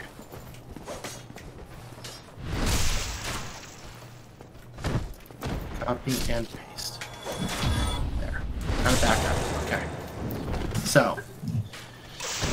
Okay, from the Lord Vessel, warp to Firelink Shrine. At the fourth... Well, see, what do you mean by fourth flash from the bonfire in the bottom left-hand corner? I'm not sure what you mean by that. Force quit the game. The yellow glow.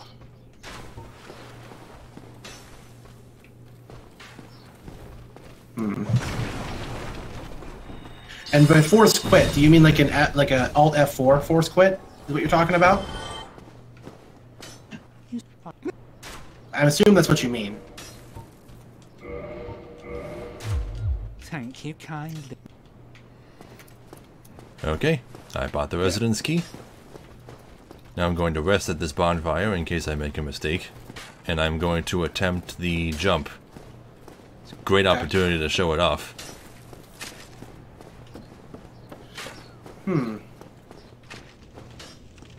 I see. I don't understand. I still don't know what you mean by the flashes. You're gonna have to explain that, because I don't know what you mean. Can you explain that any more clearly?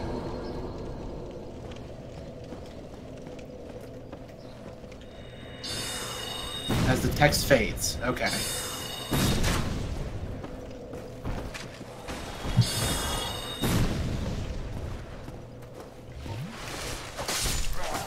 Oh. Oh, I pressed the wrong combination of buttons. Whoops. How's the jump going? I haven't gotten to there yet. Okay. I just said I had to rest at the bonfire first, and there's a bunch of enemies to kill on the way. He's currently stabbing up and soul arrowing some hollows.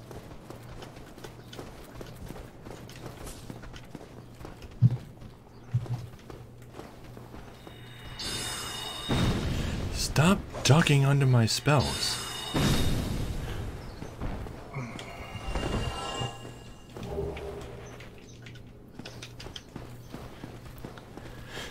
It's all you, Tyler. I'm busy focusing on this. Sorry, no. I get what he's saying. He's talking about the flashing in the loading screen, but my computer runs so fast that it doesn't flash that many times. So I'm gonna have to do it earlier, I guess.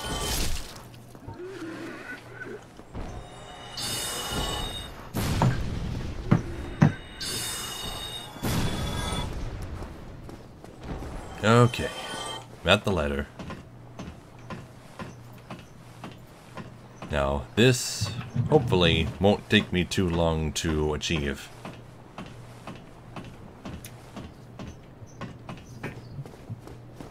I just need to get down there and open the door and talk to Greg. It doesn't even matter if I die.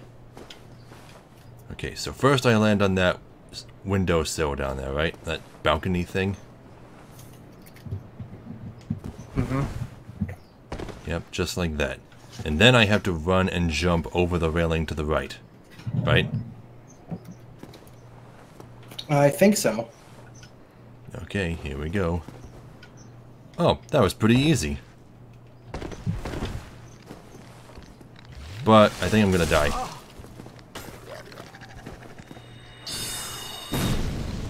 Well, maybe not. Only this one dog has noticed me.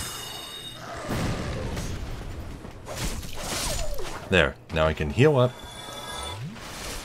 Now all I gotta do is run over to where Griggs is and avoid the hood. The hood. Where the hood, where the hood, where the hood at? It's down here, I found it. It has 4 legs and really sharp teeth. For some reason, the game booted into a higher resolution. What? Why? Why? Yeah. Oh god. What? So many enemies. It's fine. Oh. It's fine. It's fine. It's fine. I just need to open the shortcut. So let me come back up here and do that. Then it won't matter if I die. Yep. Yeah, they may have patched this. I'm not really sure. God, you cannot hit things with soul arrow up close. Nope. I fell off the ledge. Okay, doesn't matter. I opened the shortcut. Yep, that's all that matters. Yeah, it's too late. Okay. Well, it was worth trying out.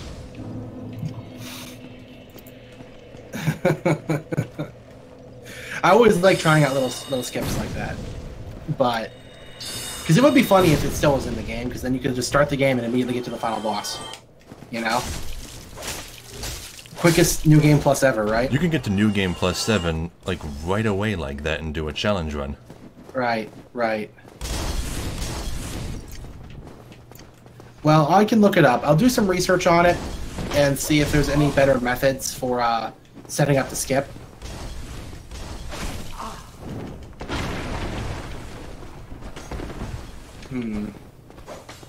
Yeah, I don't know. Should I just kill Laurentius? Like. Well, it depends. Do you want to sin? Because the best way to do that is to make him go hollow first. Because well, I mean, I don't really care about my not sins, get a sin. I don't really care about my sins, so might as well just kill him. What do you get for just straight killing him? Nothing. He doesn't drop anything. Oh, then what's the point then? Okay, fine. Where does Griggs go? When he leaves? Yeah. Descends Fortress. He goes to Sin's Fortress? Okay.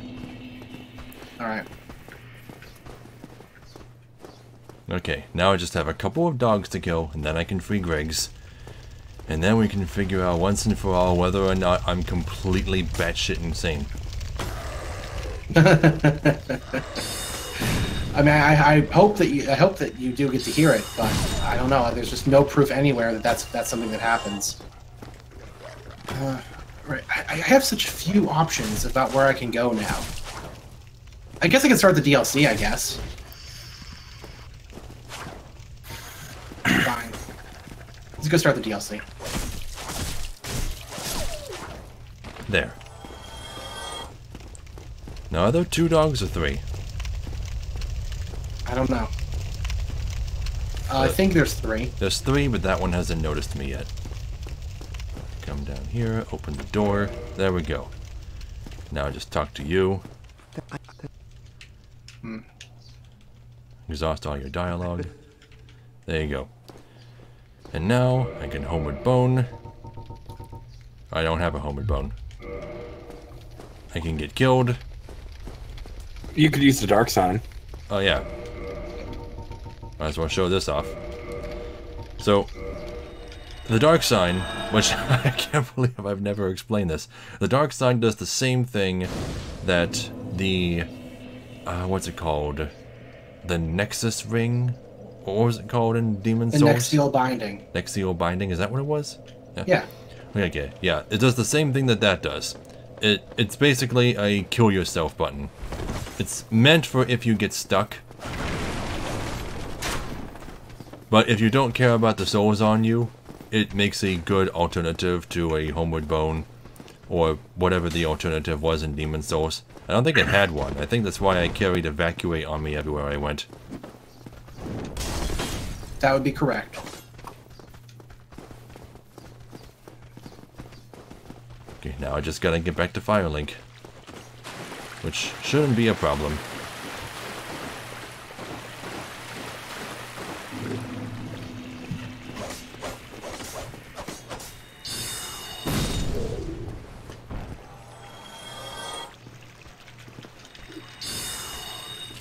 Why? Kaze, do you have this problem too? What? With Soul Arrow going over all the enemies' heads? If they're too close to you, yeah. I mean, you cast it probably 2 feet above your own character's head, and it's got to arc down to him. Yeah, there needs to be a bit of distance between you and the target. If there's too much distance, it seems like they can easily move out of the way. Yeah, that's the problem. There. I am here. I am at Firelink. Griggs is here. Now, let's talk to him. Oh, hello. I regret meeting you under such compromising circumstances. At least we both... Incidentally, you're clearly talented. Of course, we will require some materials, but I'm happy to teach you some elementary spells. Okay, say yes. Splendid. I am pleased to have... Well, then. Okay, talk. Have you heard of Big Hat Logan? You talk Master about both Big of us, Hat but what Logan. I have... But... Talk to him again. Yes. The note that it only... I can... From... Talking about Master Logan again. 2 things Here we go. required for sorcery. First, you must equip a wand. Second, you must attune a sorcery. Then you will be ready to fire away. Oh, and don't forget to aim. I freaking knew it. Okay. Oh, I didn't see, so. I'm sure Kaze is watching. Huh. Why does no one list that? I knew it. I don't know. That doesn't make any I'm not sense. crazy. I mean, I'm you just are, nuts. but- You're crazy, but you're just not wrong.